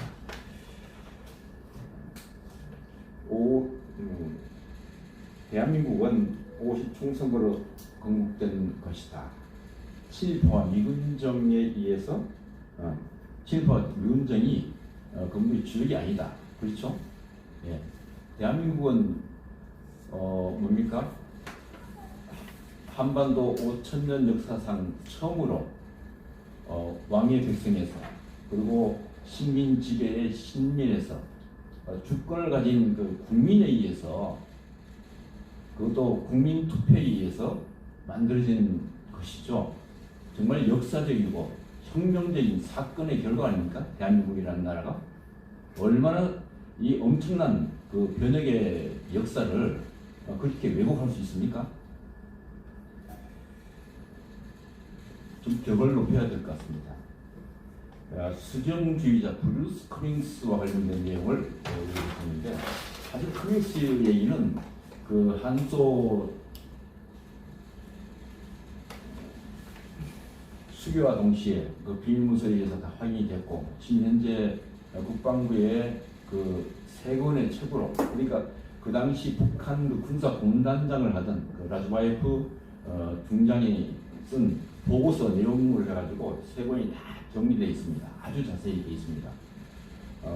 이런 얘기들은 다 사실을 왜곡한 것에 불과하다 하는 얘기를 말씀드리고 싶고 낭만적 민족주의와 북한 전체주의와 관련해서 586 인도권 세력의 위험한 혁명론, 반상적 통일론, 그 바탕에는 종족적 민족주의의 역사의식이 깔려있다. 이 종족적 민족주의가 1948년 대한민국의 건국을 부정하고 김일성 주체사상에 동조하는 체제 전복 이데올로기가 되었다 하는 것입니다. 네, 전적으로 공감하는 부분이죠. 그래서 이 종족적 그 민족주의, 예, 그렇죠. 낭만적 민족주의라고 하는 것인데요. 예, 낭만적 민족주의는 독일의 정치적 낭만주의로부터 해서 출발한 것이죠. 아까 설명하셨던 그 슐레겔의 그 폴크 민족 개념이 바로 그것입니다. 그 다음에 이제 말씀하신 게 에드워드 카의 그 역사 문제는 바로 가치 재평가 문제다라고 이제 했습니다. 네. 피와 땀 인내를 이루어낸 대한민국 역사를 버려야 할 부끄러운 유산으로 폄하하는 586 운동권의 자학적인 역사 인식과 역사 교육으로 전후 세대의 국가관이 삐뚤어진 것은 큰 문제다. 네. 6.25 전쟁의 후유 중 586 운동권의 체제 전복 전쟁, 좌파 전체주의 공포 정치가 복합된 총체적 모습이 대한민국을 엄습하여 대한민국 국민은 안흥의 상태로 만들었다 라고 진단하셨습니다. 예, 여러분도 공감하시죠? 네, 대단히 위기 국면에 우리가 직면해 있다 하는 사실을 직시할 수 있어야 된다는 그 얘기를 드리겠습니다. 그럼에도 불구하고 586 운동권 세력이 장악한 문재인 정부는 종족적 민족주의를 프로파간다하여 동맹보다 우리 민족끼리 평화통일을 앞세우는 대전환을 꿈꾸고 있다 라고 진단하였습니다. 그것은 1948년 건국체제와 1987년 민주화 체제를 수중하는 차원을 넘어서 자유민주주의의 헌정체제 제도를 바꾸는 체제 전복 전쟁을 로드맵을 꾀하고 있다 라고 이제 진단을 하였습니다. 여기에 바로 이재명 경기지사의 안동 발언은 바로 그것의 결과고 시작이다 라고 이제 진단을 하였습니다. 그래서 이러한 위험한 혁명론과 전복 전략으로 망가질 위기에 있는 국가를 바로 잡아야 한다라고 강조를 하셨습니다. 덧붙여서 서인구 박사님께서도 제안이 된다. 그리고 북한을 바라볼 때 북한은 전체주의 체제죠. 우리는 자유민주주의 체제입니다. 북한은 같은 민족 개념이 아니고 하나의 체제의 이질적인 체제로 볼 수 있어야 된다 하는 것입니다.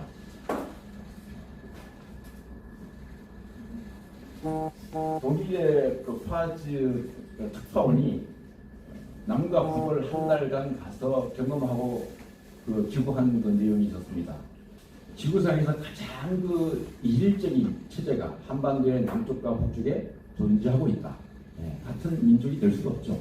그래서 우리는 북한을 볼 때 체제적 관점에서 바라볼 수 있어야 된다. 하나의 민족이라고 하는 관점에서 바라봐서는 안 된다 하는 얘기를 꼭 드리고 싶고요. 그래야만이 아까 종족적 민족주의가 이 체제 전복의 기제로 사용될 수 있다라고 말씀드렸던 그 부분을 극복할 수가 있다 하는 얘기를 할 수 있겠습니다. 근데 문제는 지금 현재 국가 통수 차원에서 가지고 있는 생각이 문재인 대통령이 2009년 재작년이죠. 재작년 5월 7일 날 독일 유일관지인 프랑크푸르트 알게마네 짜이퉁진 파지에 기고한 기고문 장문이 기고문이 있습니다. 거기에 남과 북의 관계를 남과 북은 함께 살아가야 될 생명 공동체다라고 얘기를 했습니다. 생명 공동체. 이건 민족 공조보다도 더 감성적이죠. 그렇죠. 그 당시에 어땠습니까? 북한은 핵을 개발 완료하고 북한이 핵을 개발하고 미사일을 쏴대도 남과 북은 함께 살아가야 될 생명 공동체다 하는 것은 말이 안 되지 않습니까? 그래서 우선 이 국가 리더십이 어떤 남과 북은 함께 살아가야 될 생명 공동체다라고 하는 이런 낭만적 관념에 머물러서는 결코 북의 체제적 특성을 볼 수가 없다 하는 것입니다. 그래서 우리는 낭만적 민족관념을 극복할 수 있어야만이 북한을 정상적인 국가들과 체제로 응대하고 정상적인 관계를 발전시켜 나갈 수 있을 것이다 하는 겁니다. 그래서 이번 대한민국 건국과 관련된 논란 그리고 그 논란에 근저에 있는 이 낭만적 민족관념 이것을 우리가 극복할 수 있어야 된다. 그러기 위해서는 우리가 어떻게 해야 될 것인가 하는 것에 연구를 하고 새로운 어떤 발전의 방향을 잡아나갈 수 있어야 된다. 거기에 우리는 어떤 우리 시빌 소사이어티의 발전 이것이 보다 중요한 하나의 지향점이 되지 않겠느냐. 그것이 곧 시빅 내셔널리즘과 연결되는 부분이다 하는 차원에서 말씀드리면서 제 토론을 마치겠습니다. 예, 수고하셨습니다. 다음 도유 리베르타스 발행 토론해 주십시오. 오늘 저희 리베르타스에서는 편집인께서 나오셔야 되는데 코로나 시국에 몸이 조금 안 좋으시다고 급히 연락이 와서 제가 바로 긴급 투입이 우리 세미나에 긴급 투입이 됐습니다. 양해를 부탁드리고요. 저는 북한 인권 관련된 운동을 쭉 해왔기 때문에 북한 문제를 중심으로 일본 또 지금의 어떤 이재명 이런 발언 이런 문제를 한번 조명을 해볼까 합니다. 오늘 우리 서민구 박사님이나 우리 박석흥 위원님 덕분에 좋은 단어들을 많이 저희들이 배우게 되고 듣게 되는데요. 이 북한과 친일이라는 문제 사실 명확하게 드러나 있죠. 다시 말해서 요즘은 이 표로도 나와 있더라고요. 이승만 정권의 내각 그리고 김일성의 초대 내각. 딱 표로 보게 되면 이승만 정권의 내각은 친일파 단 한 명도 없습니다. 근데 마치 이재명 씨 같은 이런 사람들이 이야기를 들어보면 거의가 다 그냥 친일 내각으로 구성됐다 이렇게 느껴지게 만들잖아요. 그들의 어떤 그 엄청난 파술에 대해서는 경의를 표합니다만은 그 거짓은 놈이죠. 명백히 이런 부분들을 우리는 좀 명확하게 해야 되는데 북한 같은 경우 사실 맨 처음에는 친일 문제를 상당히 내세웁니다. 내세우다가 한 20개 정도의 항목을 가지고 친일파 척길이라고 하는 부분들을 보여줘야 되는데 나름대로 그걸 쭉 조사를 해보니까 김일성에게 보고가 들어가요. 20가지 정도의 가지고 친일 이 문제를 가지고 사람들을 좀 걸러내려고 그러니까 보고가 들어갑니다. 이러면 당신도 죽는다. 왜? 김일성 집안도 친일 집안들이 많은데 김성도 친일파 아닙니까? 이렇게 되다 보니까 내부적으로는 어떻게 하면 5개 정도의 항목으로 극소수의 친일파만 척결을 하고 그 뒤로부터는 친일파 논쟁은 북한에서는 없습니다. 북한에서는 없어졌는데 이게 어디로 가냐? 뭐 레닌한테 배웠는지 모르겠습니다. 혁명으로 수출된다고 이게 남한으로 다 수출이 됩니다. 친일 선동이라는 것이 전부 남한으로 수출이 되는데 우리가 트레이드를 한번 무역을 한번 보자고요. 수출하는 인간이 있습니다. 수출을 받는 수입하는 인간들이 있잖아요. 그러면 북한에서의 이 거짓 선동을 수출했던 부분들을 수입받는 인간들이 누구겠습니까? 바로 종북들인 거죠. 그래서 저는 분명히 말씀드리는 것이 개념 없는 우리 친일 문제나 이런 친일파 척결에 사실은 이 자유우파 세력들이 엄청나게 관심을 가졌고 거의 앞장서고 그것을 중요한 가치로 여기는데 개념 없는 친일파, 다시 말해서 북한으로부터 수출되어져 왔던 거짓 선동의 친일 논쟁에 개념 없이 들어가는 것은 결국 그건 종북하고 똑같아. 99%가 그건 거의 종북으로 가는 겁니다. 그 개념을 우리는 이 시간을 통해 좀 명확하게 인식할 필요가 있다. 이렇게 말씀을 드리고요. 수출을 했을 때 가장 중요하게 수출하는 것이 북한에서는 어디냐면 정치권, 언론, 교육. 여러분 보세요. 정치권이 어디입니까? 다 정당이죠. 정당에는 종북 정당 많이 있습니다. 우리나라 역사에서 보면. 언론. 지금 그때 언론 노조들 하는 거 보십시오. 대부분들이 거짓 선동을 그대로 옮겨 놓는 거죠. 교육. 전교조 아닙니까? 전교조에도 끊임없이 그들은 뭐 다른 것 보지도 않고 이 거짓 선동에 대해서는 끊임없이 아이들에게 교육을 시킵니다. 그 결과가 지금의 상황들, 이 파탄들을 저는 만들어냈다. 이렇게 보여지는데, 저는 또 여기에 더 암울하고 또 나름대로 분노를 느끼는 것이 기업이 여기에 났습니다. 기업. 여러분 요 표현 아시죠? 우리 아마 어르신은 잘 모르실 텐데 요 표현.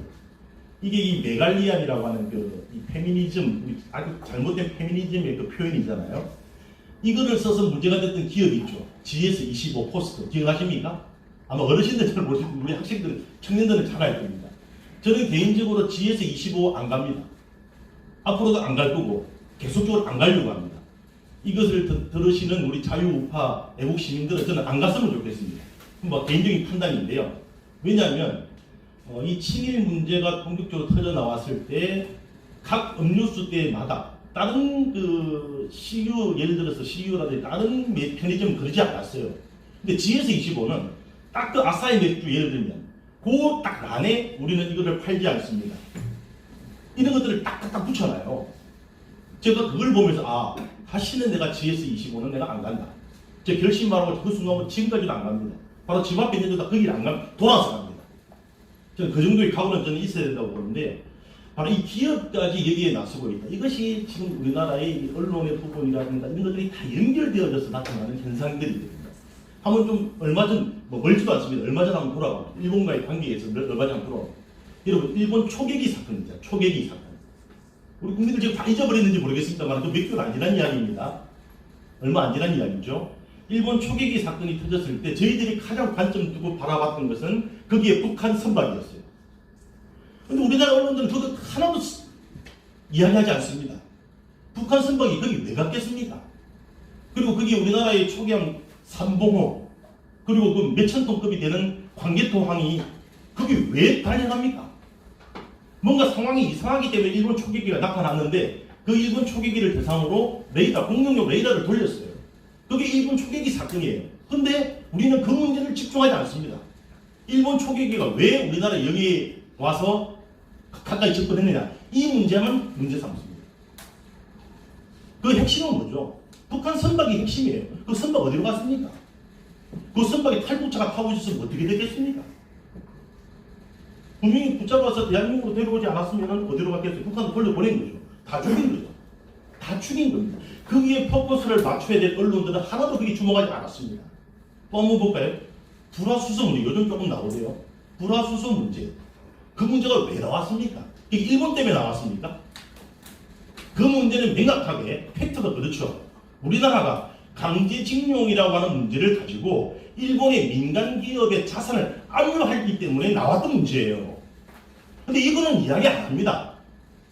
지금도 그 문제는 이야기 안 하고 대부분 언론들은 뭐냐면 일본 덕분에 불화수소에 있어서 우리가 독립할 수 있었다. 이렇게 하고 있어요. 여기에 이게 녹아나고 있다.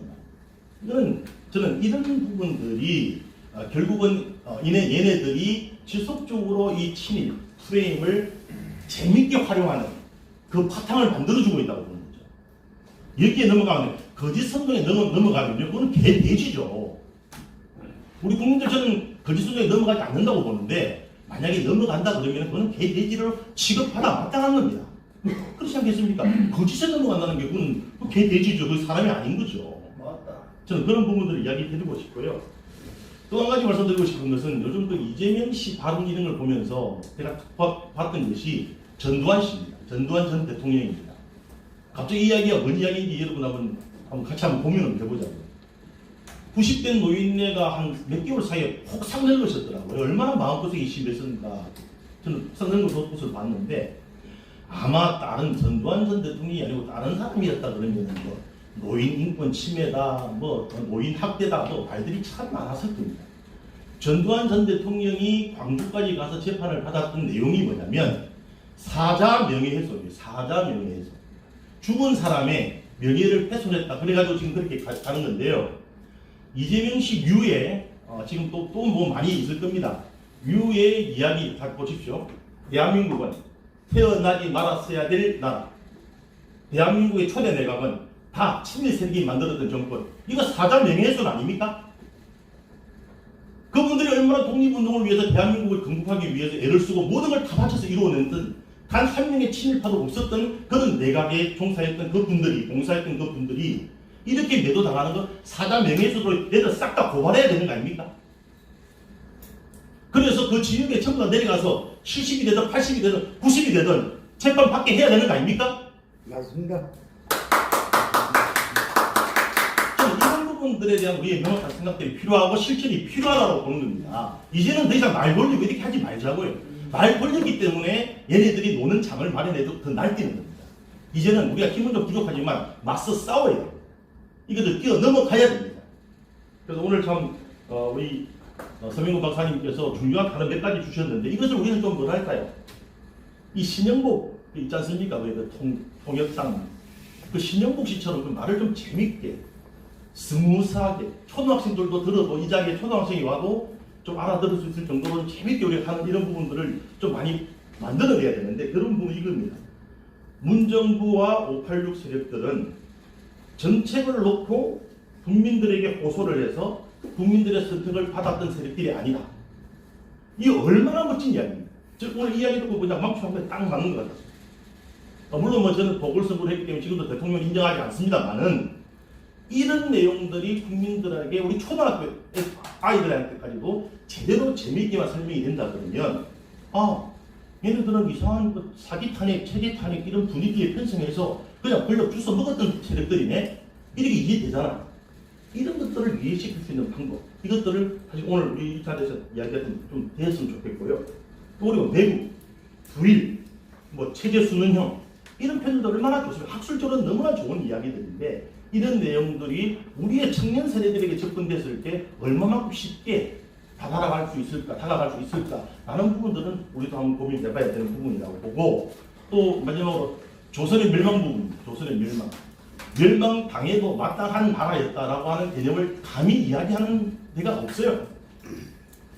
그냥 조선을 멸망시킬 때 일본만 나쁜 거지 그 스스로가 시대에 뒤떨어졌고 근대화에도 실패했고 뭔가 국민들에게 정말로 노예로 되어져 있는 국민들을 제대로 된 제대로 된 시민으로서 만들어 나가는 그런 미래에 대한 가치가 전혀 없었던 그런 세력이었다. 이런 부분들 속에서 세계적인 추세가 결국은 뭡니까? 다 땅따먹기 하고 있었던 세상인데 거기 일본이 여기를 먹었다고 해서 모든 게 다 일본 책임이다. 이런 부분에 대해서도 우리가 과감하게 이제는 이야기를 하고 넘어가야 된다. 그런 차원에서 문제 제기를 해주신 우리 서 박사님이나 우리 박석근 위원님의 내용들에 정말로 찬동하면서 이런 부분을 어떻게 하면 이제 청년들, 우리 아이들 이런 세대들하고도 같이 소통이 될 수 있는 이야기가 나눠질 수 있을까라고 하는 부분들을 우리가 고민하는 그런 시간이 이어져서 됐으면 좋겠습니다. 이상입니다. 감사합니다. 예. 역시 운동하시는 도대표께서 지금 현실에서 행해지고 있는 작태들을 아주 생생하게 좀 말씀해 주셨습니다. 그런데 1945년 해방 이후에 소련과 이제 소련의 괴뢰로 김일성과 그 패거리들이 북한을 점령을 하잖아요. 그때 북한에서의 친일파는 뭐냐? 북한에서는 친일파를 규정하는 법도 만들지 않았고 아무것도 없었습니다. 북한이 그때 얘기한 친일파라는 것은 반공 인사를 얘기하는 거예요. 예. 일제시대 때 실제 친일의 경력이 있는 사람도 당시 소련과 김일성 공산 세력에 협력을 하고 순응을 하면은 전혀 친일은 문제가 되질 않아요. 도리어 애국자로서 역할을 맡기거나 하죠. 그러나 아무리 항일 독립운동을 했었던 인사들도 북한에서 당시 공산 세력에 반대를 하고 순응하지 않으면 그게 바로 친일파라고 해서 법도 없이 무단으로 잡아다가 족치고 처형하고 가두고 그게 바로 친일파 청산이요 북한에서의 수청인 것입니다. 이게 지금도 마찬가지예요. 사실은 방금 도 대표도 말씀하셨지만 이 친일 문제 이 프레임은 단순히 과거 역사의 옳은 인식 그런 인식의 문제가 아닙니다. 이건 현재적인 정치 투쟁의 프레임이고 싸움의 문제죠. 그 점이 너무나 참 통절하게 연결된 점이 비극이라고 할 수 있겠습니다. 박석근 주필님께서는 그 강만길 교수 수학의 그 강교 고려대 교수를 했던 강만길 씨가 6.25 남침이 이제 통일 전쟁이다. 이건 뭐 침략을 누가 했든지 그런 게 중요한 것이 아니고 어떤 민족으로서 통일을 행동했던 그 이니셔티브가 가치로 그게 정당하다 이런 소리를 해. 그게 뭐 사론이 나고 내놓은 것들 보면 북한의 그 남조선 혁명 전략하고 역사 인식이 똑같아요. 보면은 좀 이런 것들과 뭐 관련해서 아까 짧은 시간에 못하시면 더 하실 말씀 있으면 좀. 우리 역사 인식에서 지금 몇 가지 잘못된 것이 한국 내 자체적인 학술 연구가 된 게 아니고 밖에서 들어온 일입니다. 첫째가 브루스 카밍스의 그 수정주의 사관이 잘못된 것이고 아까 낭만적 민족주의 사관의 문제점도 얘기했고 또 하나 사회고 난 다음에 존 테일러라고 그때 8군 사령관이었던 아들놈인데 대학생 하던 아이들이 와서 1년 동안 2박 4일 갔다가 그 미국 CIA가 준 자료를 가지고 이승만을 난도질하는 것. 우리 역사책에 지금 해방 후의 기조는 존 테일러의 이승만 비방 그리고 브루스 카밍스의 이론. 그래서 예컨대 브루스 카밍스의 이론에 따라서 역사 정리되다 보니까 교과서에 북한의 보천모 전투라고 나오는데 그건 조그만 파츠 습격입니다.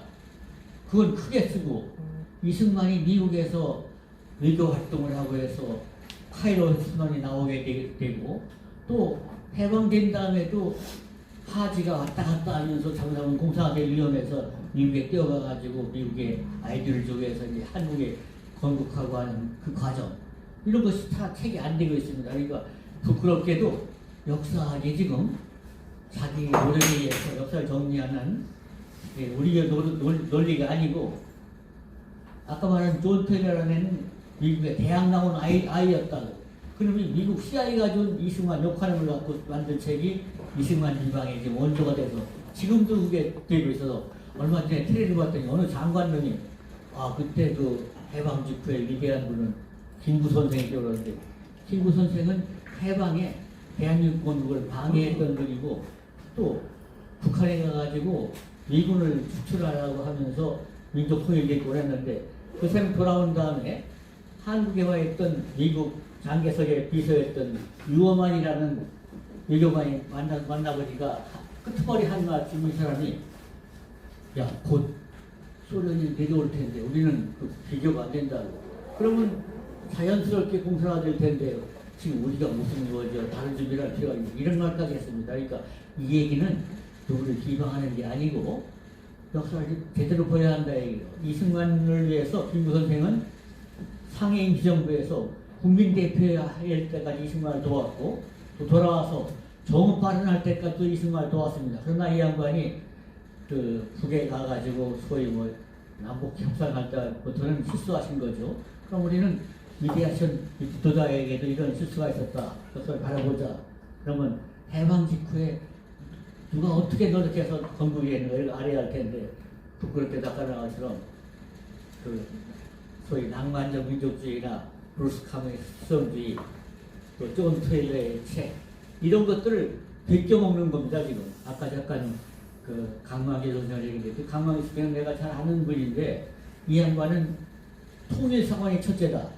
분단사관을 얘기하면서 결국은 분단사관에 앞장섰던 것이 이승만이라고 이승만을 비방한 것이 오늘의 이제 역사를 형성하고 있는데 우리가 객관적으로 역사를 정직하게 쓰는 그런 풍토가 좀 와야 할 것 같다고 보고 중요한 것은 지금 한국사를 연구하는 학풍이 좀 빈약하니까 제가 보기에는 정치학, 국제학, 또 사회과학 한 이렇게 한국학계의 인재들이 다 모여가지고 현대사를 정리해야 할 것이라고 봅니다. 사실 외국의 역사책은 국사학자만이 하는 게 아닙니다. 거기에는 정치학 하는 분, 외교사 하는 분, 생물학 하는 분, 지리학 하는 분 이런 분이 다 모여가지고 역사책을 만드는 건 우리는 너무 조정물이 돼가지고 그러다 보니까 그 부스카민스의 이론이라는 것은 아주 쓰레기통에 들어갈 얘기인데 그걸 벗겨먹고 있다는 것이 부끄러운 일이고 이걸 빨리 극복하기 바랍니다. 고맙습니다. 예, 감사합니다. 저는 강만기 씨 같은 경우 역사학자로 보질 않아요, 사실은. 예, 선전선동꾼입니다. 예. 북한의 그 혁명 전략과 아주 상당히 그 상통하는 그런 논지를 가진 선전선동 이분뿐만이 아니에요. 그래서 이 사람들 밑에서 학교를 다닌 사람들이 그렇게 국정원을 완전히 뒤집어 엎어가지고 하는 그런 좌익 그 지식인들이 그렇게 많이 나오고 한 게 다 이유가 있는 거예요, 이 사람은. 많은 근현대사의 한국 그 연구자들이 사실은 엄밀한 의미에서 역사 연구자라고 보기 어렵습니다. 선동꾼이 대부분. 질문 하나. 네. 예. 아니 내가 질문 하나 하려고 네. 들어보실래요? 그 아까 권 박사가 북한은 같은 민족이 아니다 그랬는데 네. 북한은 이강호 위원한테 물은 얘기를 들었습니다. 김일성 민족이라고 저희들이 그래서 이제 권순철 박사는 그 편에 빌려서 더불어 그 체제에서는 그러죠. 예, 뭐 저는 김일성 어떻게 민족은 생각해요? 아닙니다. 아, 뭐 저는 김일성 민족은 아닙니다. 거기에 소속될 생각이 전혀 없고 김일성 민족과 생명 공동체를 할 생각도 전혀 없고 뭐 그렇습니다. 문재인은 하라고 그랬어요. 저는 안 합니다. 질문하실 것도 그래서 이제 저는 뭐 실제로 이게 학계에서 어떻게 다루어지고 있는지가 좀 궁금해지는 대목은 이겁니다. 그러는 분들이 좀 있지 않습니까? 그러니까 이제 뭐 이념을 떠나서 좌우 이념을 떠나서 이러면서 민족 앞세우면서 또 그러면서 뭐 그때 해방공간 당시에 좌우합작 이야기를 하고 또 분단 통일 이러면서 어쨌든 뭐 분단의 뭐 책임이 어쩌고저쩌고 이렇게 쭉 나가는데 만약에 그 논리를 그대로 이렇게 쭉 가지고 연장을 시켜 나가자라면 이래 됐든 저래 됐든 그러니까 이제 이념의 문제를 떠나서 굳이 정치 공학적으로만 보자라면 일단 통일이 되기는 하지 않았습니까? 압록강까지 올라갔지 않습니까? 저 뭔고 하면은 중공권의 침입이 없었으면은 좌우의 이념을 떠나서 막 이게 이제 뭔고 하면은 니는 옳고 뭐 내가 옳고 너는 나쁘고 이런 참 다 떠나자. 저 놈들의 논리 그대로 이제 돌려줘가지고 자 중공권의 침략이 없었으면 그걸로 끝 아니었나? 라는 실제로 어떻게 다루고 있는지 이런 문제제기를 어떻게 보면 저 굉장히 이제 무지막지의 좀 무식한 질문이기도 하지만도 왜 이런 부분들을 아니 전혀 예. 네. 무식한 소리가 아니죠. 그거야말로 예. 역사의 현실이라는 게 다 그런 거 아닙니까? 오늘 이 문제를 서명호 박사님께서 좀 받아주시죠. 그래서 뭐 중공 지금 힘님이 없었다면은 어땠을 거냐면 뭐 그래서 우리가 중공의 침략군이라고 그러지 않았습니까? 옛날에 중공을 중공의 침략이라고 당연히 비판한 침략자가 침략자죠. 그러니까 제가 이제 어릴 때만 해도 그렇게 배워 나갔었는데 어쨌든 간에 그런 얘기들이 완전히 실종되고 사라져버리고 네. 그래서 제가 다루어지고 있는 관련해서 조금 말씀을 하고 싶은 거는 너무 경험적 사실들을 무시한다는 겁니다. 그러니까 예를 들어서 저희가 성장 시절에는 저희는 이 세대는 6.25까지 6.25 직후에 태어난 세대입니다만은 이 해방정국과 6.25에 대해서 원초적인 1차적인 체험을 했던 수많은 사람들, 가깝게 있는 부모님들, 학교 선생님들을 통해서 간접 체험을 통해서 다 느꼈습니다. 그런데 어느 날 이 체험이 없는 세대들이 드러나면서 체험을 했던 사람들이 그거를 잘 남기질 않았어요. 과학적으로 제대로 남기질 않고 왜냐? 너무나 분명한 사실이었으니까. 이 너무나 분명한 사실을 뭘 그렇게 기록이라고 하느냐. 그 논문의 성립도 안 된다. 하나만 하는 소리다.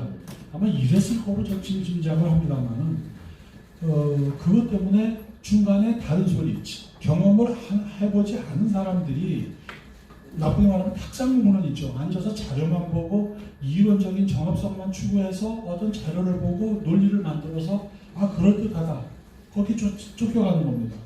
그래서 예를 들어서 아까 말씀하신 중공군도 마찬가지죠. 그거는 중공 오랑캐라고 부르지 않았습니까? 중공 오랑캐. 그 우리 용어가 그런 그 개념 자체가 우리를 침략해 들어와서 우리를 분단하게 만든 자들이다라는 그 개념인데 어느 날 슬금슬금 그 개념 자체가 다 없어져 버렸고 또 소련군은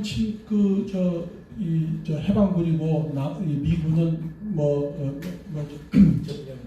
점령군이다라고 얘기하면은 해방 이후의 경험을 보시라고. 월남한 사람 대 월북한 사람은 10대 1이 아니라 100대 1입니다. 그러면 많은 국민들이 바보라 돼가지고 그 해방된 조국을 떠나서 다시 점령된 지역을 찾아왔겠습니까? 수백만이요? 저희 부모님도 내려온 사람입니다만은 그 경험을 다 부정하는 겁니다.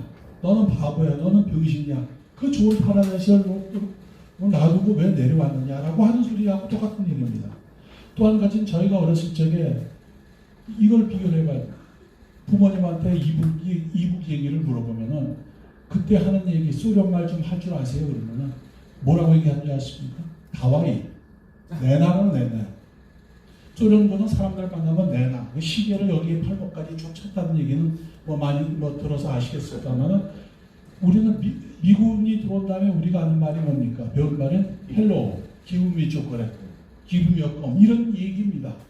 그것이 이 경험으로 일반 서민들, 일반인들이 경험으로 느꼈던 세계입니다. 그 생활 세계를 무시하고 완전히 다른 얘기를 하고 있다는데, 그래서 제가 자꾸만 사실의 날조라는 얘기, 그냥 왜곡 정도가 아닙니다. 완전히 날조로 하고 있다는 것. 이게 이제 그 문제가 된다, 이런 말씀을 좀 드리고요. 그 관련해서 아까 우리 박 주필님이 그 얘기를 많이 하셨습니다만, 저는 그 밀수, 단순하게 북한이 수출하고 우리가 수입해온 것이 아니라, 이건 완전히 사상에서 용어에서 밀수다. 공공연하게 북한의 이런 뜻은 좋으니까 북한의 기본적인 입장은 우리가 동의하지 못하지만, 이 학술 용어는 참 훌륭하다, 우리도 받아들일 수 있다, 그걸 논쟁을 통해서 받아들이는 것이 아니라 슬쩍 집어넣어가지고 자기 얘기처럼, 이게 바로 아주 지적 밀수의 개념이다. 그래서 앞으로 우리가 이 지적 밀수를 갖다가 좀 집중적으로 좀 살펴볼 필요가 있지 않나, 이런 생각을 합니다. 또 한두 가지 말씀을 드리면은, 아까 그 친일, 이런 경우가 친일이냐 뭐냐는 얘기가 나오지만, 우리가 한번 또 얘기를 해볼 수 있는 것이, 우리가 안중근 의사를 얘기합니다. 안중근 의사를 친일이라고 누가 얘기하겠습니까? 그거 아니죠. 근데 안중근 의사의 논리는 뭡니까? 동양평화론입니다. 동양평화론이라는 것은 한일 간의, 민족 간의 싸움이 아니라 인종 간의, 소위 백인종 대 황인종 대 싸움이 오늘날의 핵심이다. 이 시대의 문제다. 그리고 그 동양의 챔피언은 일본이다 라고 하는 일본 제국주의 논리가 담겨있는 그 논리입니다. 동양이라는 것부터 그렇죠. 말이 안 되는 소리죠, 사실은. 아니, 세상의 문명이 유라시아 서쪽에 있는 서구 문명하고, 그 다음에 소위 서양하고, 동쪽에 있는 이 동아시아 문명 두 개만 있습니까? 숱한 세계의 문명이 있는데, 서구 문명과 서구 문명을 또 뭐로 표현합니까? 서양으로 표현하죠. 서쪽의 바다. 일본의 동양이라는 말도 그렇죠. 동쪽의 바다, 서양 대 동쪽의 바다. 일본이 주인된 나라다. 그래서 만들어진 게 동양이라는 언어고 동양평화론입니다. 그런데 이거를 주장했던 사람이 그 동양평화론을 배신했다고 해서 이등방면은 죽여야 된다 라고 해서 죽인 사람이 안중근입니다. 안중근은 위대한, 우리가 말하면 독립운동 투사이지만 그 논리는 일본의 논리를 따른 사람입니다. 기본적으로. 근데 이 부분을, 그래서 제가 안중근 의사를 매도하려는 것이 아니라 세상의 논리 이렇게 복잡하다는 겁니다. 이걸 우리가 사실은 사실대로 논리의 그 한계를 다 봐서 평가를 해야 되지 않겠는가, 이런 말씀을 좀 드리고 싶습니다. 뭐 더 있겠지만 이 정도로 우선 네 말씀. 예, 감사합니다. 이제 뭐 마무리 지어야 될 것 같은데, 꼭 이 말만은 해야 되겠다는 분 계시면은 잠시 한마디 하시죠. 저도 한마디만 하겠습니다. 간단하게. 사실 아까도 제가 말씀 중에 이제 그 최대 탄핵, 사기 탄핵, 우리 이제 자유회의, 한국 자유회의에서 처음으로 우리 모재봉 주님께서 말씀하셨던 그런 내용이었는데요. 사실 조선일보 같은 그 막강한 언론의 영향력을 가졌던 그 조선일보만이라도 그때 당시 탄핵의 부분에서 정확한 인식만 가졌으면 탄핵 안 되는 거거든요. 그런 안타까움이 있는데, 제가 이 말씀을 왜 드리냐. 지금은 언론이 너무나 중요한 역할을 해야 됩니다. 다시 말해서 거짓 선동이 난무할 때는 거기에 편성을 해야 되겠다 그러면 목적의식적으로 하든지, 그게 아니라면 아예 기사를 안 써야 됩니다.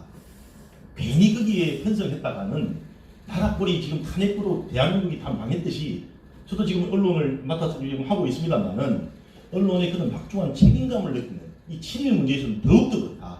그래서 아예 그런 부분들에 대해서 편성이 되든지, 아니면은 이게 아니다 싶으면 아예 거기에 관심을 끄든지, 언론의 막중한 책임들을 이 친일 이 논쟁, 이 거짓 논쟁에 있어서 막중한 책임을 느껴야 된다. 이 말씀을 드리고 싶습니다. 이상입니다. 네, 고맙습니다. 또 우리가 건국하는데 미국의 도움이 굉장히 컸죠. 고마운데 중요한 것은 그때 한국에 와 있던 미군정은 그 아주 혼란을 일으켰습니다. 미군정은 첫째 1945년 9월부터 스탈린 명령으로 북한에 국가를 세우려고 했는데, 이쪽을 쳐다보고 미소 공동위원회가 혹시 잘 될까, 아니면은 나만의 사회주의 좌우학자가 될까 이걸 가지고 왔다 갔다 했어요. 그러고선 이승만이 그 독립을 위해서 뭘 하려고 하면 그때는 방해했거든. 근데 이번에 이재명이는 미 군정과 실사가 도왔다고. 그러니까 이게 간단한 사실을 안 보고 이렇게 짓거리는 거. 이런 거짓말이 다시 나오지 않도록 우리가 최소한 이거는 교과서에다 나와야 할 일이든지 안 나왔기 때문에 이렇게 시끄러운 거라고. 그래서 난 지금도 우리가 최소한의 대한민국 역사, 대한민국 건국 과정만이라도 분명하게 정리되어야 할 것이 아닌가 이런 생각을 이렇게 해봅니다. 고맙습니다. 네, 감사합니다. 권 박사님 한 1분 하시겠어요? 한마디 하시겠어요? 네. 특별한 말씀 드리면 네. 과격한 결혼을 할까봐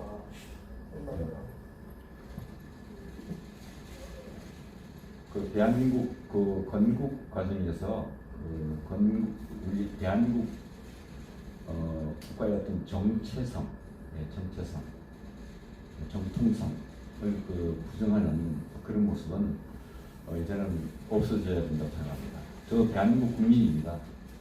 대한민국은 1948년 8월 15일 건국된 국가죠. 그것도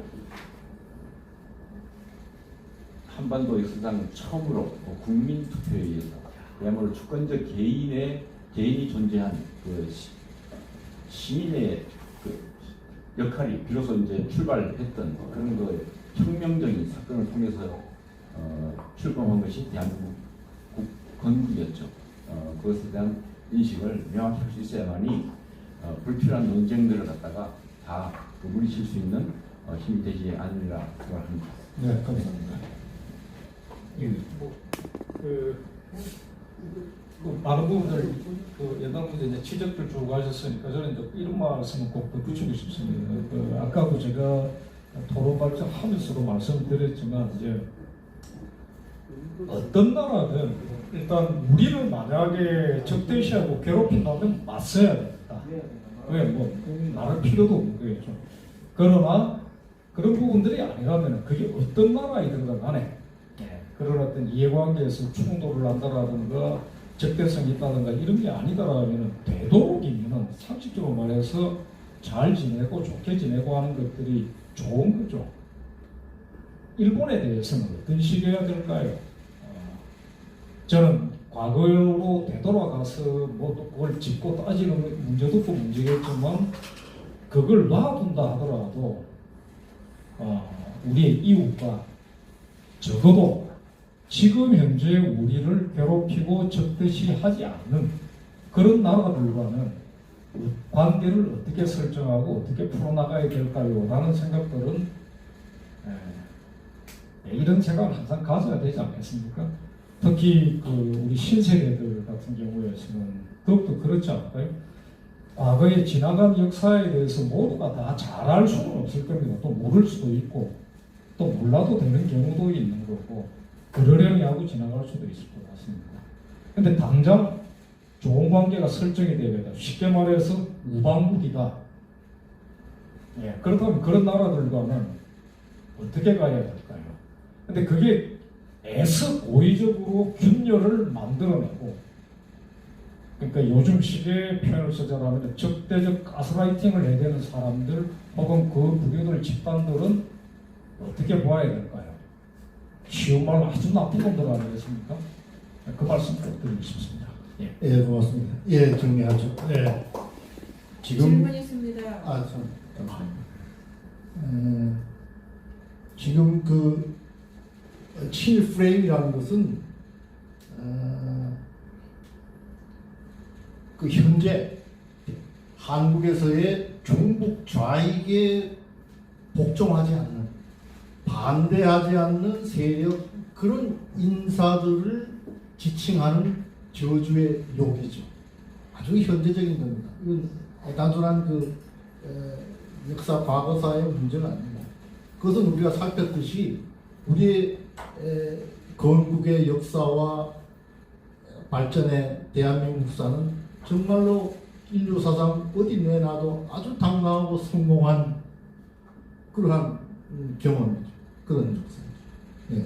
그런데 일본과 한국인의 그 불행한 과거사 때문에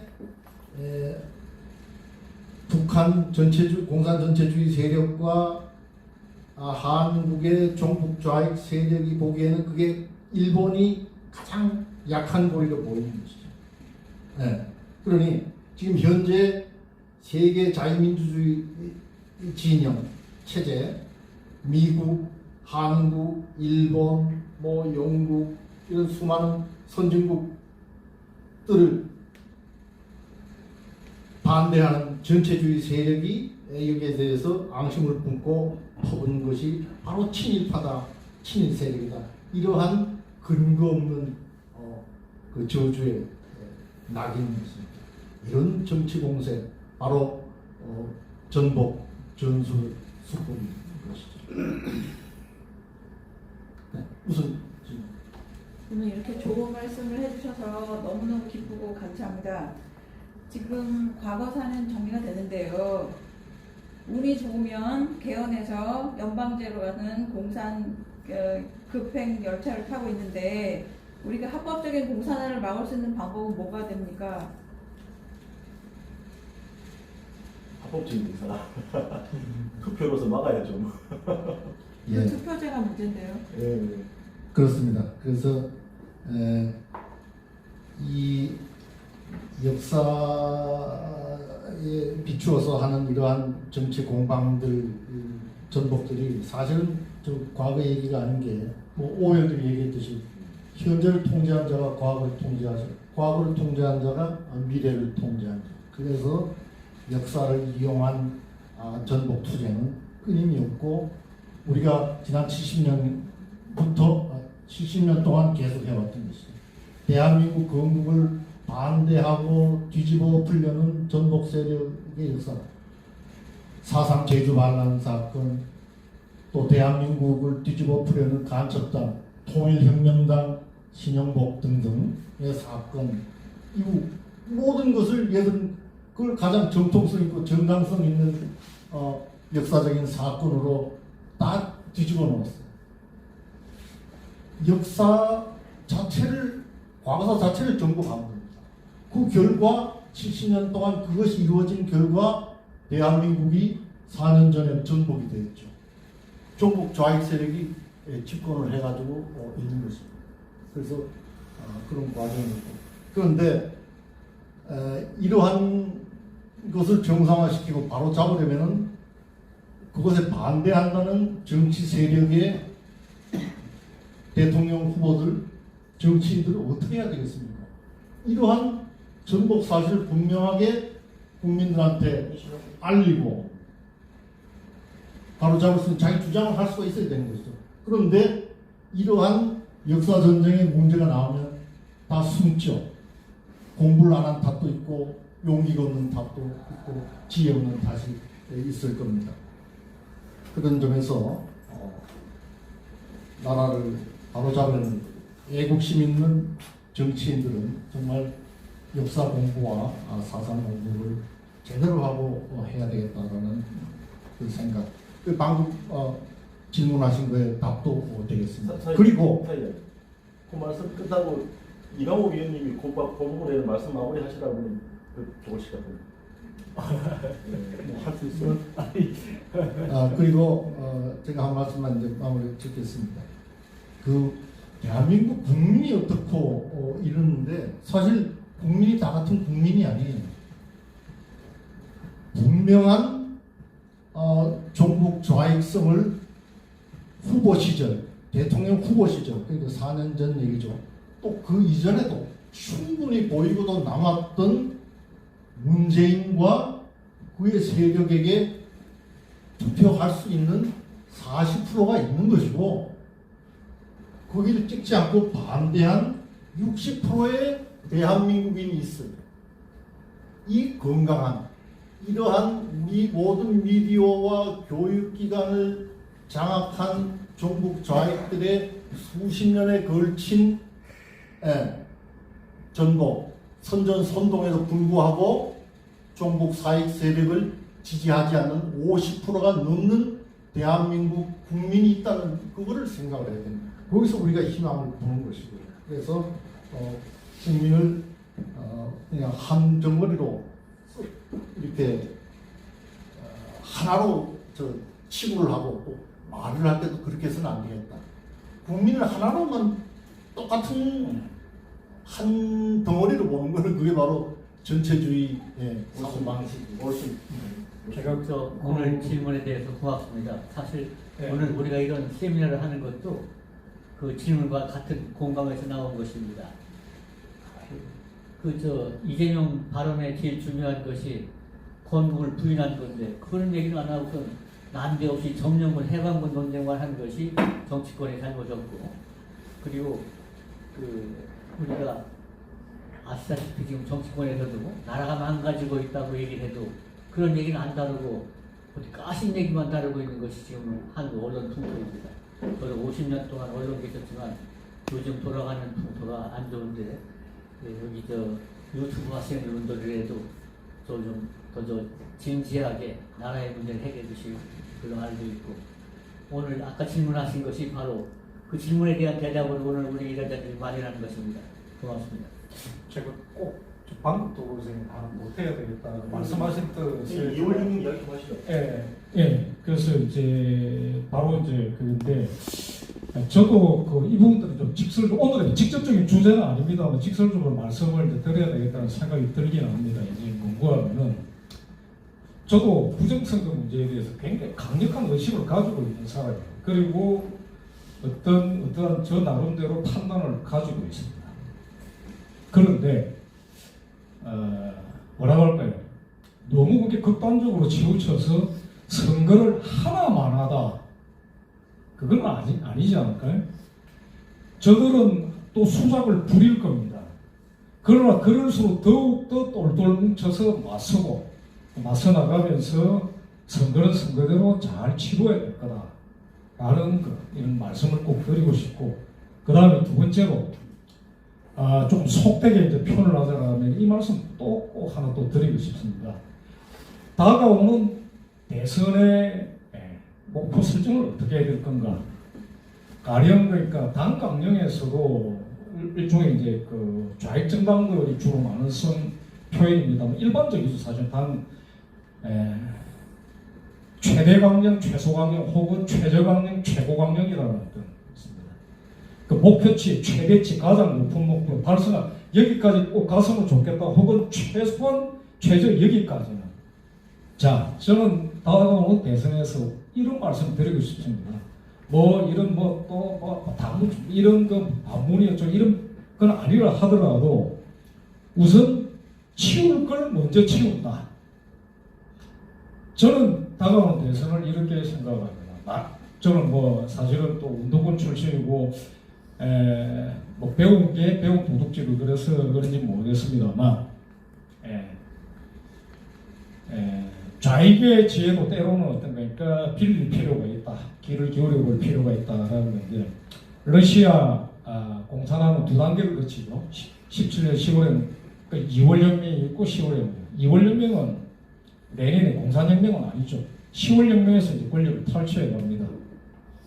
뒤집어서 다가오는 내년도 대선은 우리 보수 우파 애국 진영의 본진의 입장에서는 어떻게 바라보고 어떻게 대응을 해야 될 건가? 저는 우선 다가오는 대선에서 말씀하셨듯이 일단 저놈들이 합법적으로 대한민국을 전복시키고 탈취해가는 이 과정들을 정지시킨다는 거예요. 그것부터 먼저 수급시키고, 속되게 표현하자라면 쓰레기부터 먼저 치우고, 그리고 대한민국을 회복시켜 나가는 싸움은 다시 시작을 하는 거다. 한 번에 이루어지지 않는다는 겁니다. 싸움은 한 번에, 목표 달성이 한 번에 이루어지지 않는다. 지속적으로 계속 노력에 들어가야 되는, 어떤 측면에서는 대한민국의 회복을 위한 진정한 싸움은 사실은 시작이 되는 거다. 그때 이런 마음으로 임했으면 좋겠다. 그래서 하나만 하나 비관주의적인 이런 거라는 거야. 그 다음에 이래서 안 되고 저래서 안 되고 이놈도 안 되고 저놈도 안 되고 이렇게 해버리면 너무나 또 그렇게 된 것도 아니다. 어떻든 간에 가장 악질적인 것은 먼저 처단해내고 그 다음 단계로 참을성 있게 그리고 세력을 더 키워나가고 힘을 모아나가면서 밀어붙여 나간다라는 이런 마음의 자세가 어떨까? 그 좌익 세력의 저런 어떤 경우에 비유해서 말하자면은 2월 혁명 없이 10월 혁명 없습니다. 이런 어떤 그 비유적인 어떤 그 지혜도 한번 생각해보자. 이런 말씀 드리고 싶습니다. 네. 예, 감사합니다. 적지 않은 시간 동안 우리가 함께 했습니다. 이런 핫한 문제를 다루면서도 우리는 어떤 학문적인, 지적인 테두리 안에서 하려고 노력을 했습니다. 결국 친일 불행과 역사 왜곡 수법도 우리 자유민주주의 체제를 전복하려는 공산 전체주의 체제의 아주 친화적이고 불정적인 세력의 전복 전쟁의 일환이라는 이러한 프레임 내에서 봐야 제대로 진실을 알 수가 있다.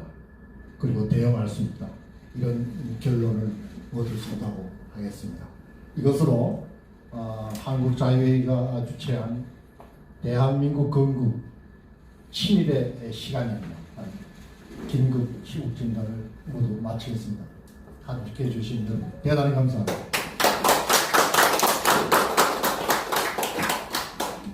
고맙습니다.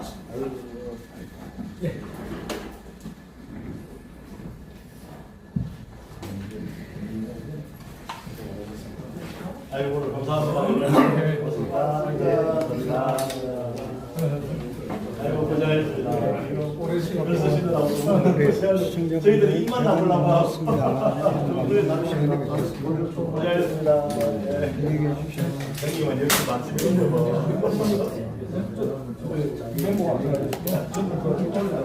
네, 지금까지 한국자유회의 긴급 시국전 진단 대한민국 건국 10대 시간이었나 세미나 현장이었습니다. 끝까지 시청해주신 모든 분들께 감사를 드립니다. 남은 시간도 주님의 축복 속에 승리하는 시간, 행복한 시간, 건강이 넘치는 시간 되시기 바랍니다. 저희 주의길 TV, 모르드게 TV, 엘리야사 TV 구독과 좋아요 부탁드리겠습니다. 그럼 다음 시간에 다시 찾아뵙도록 하겠습니다. 감사합니다.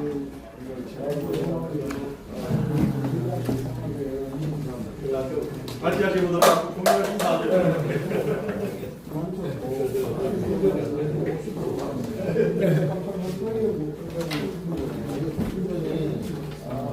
사회는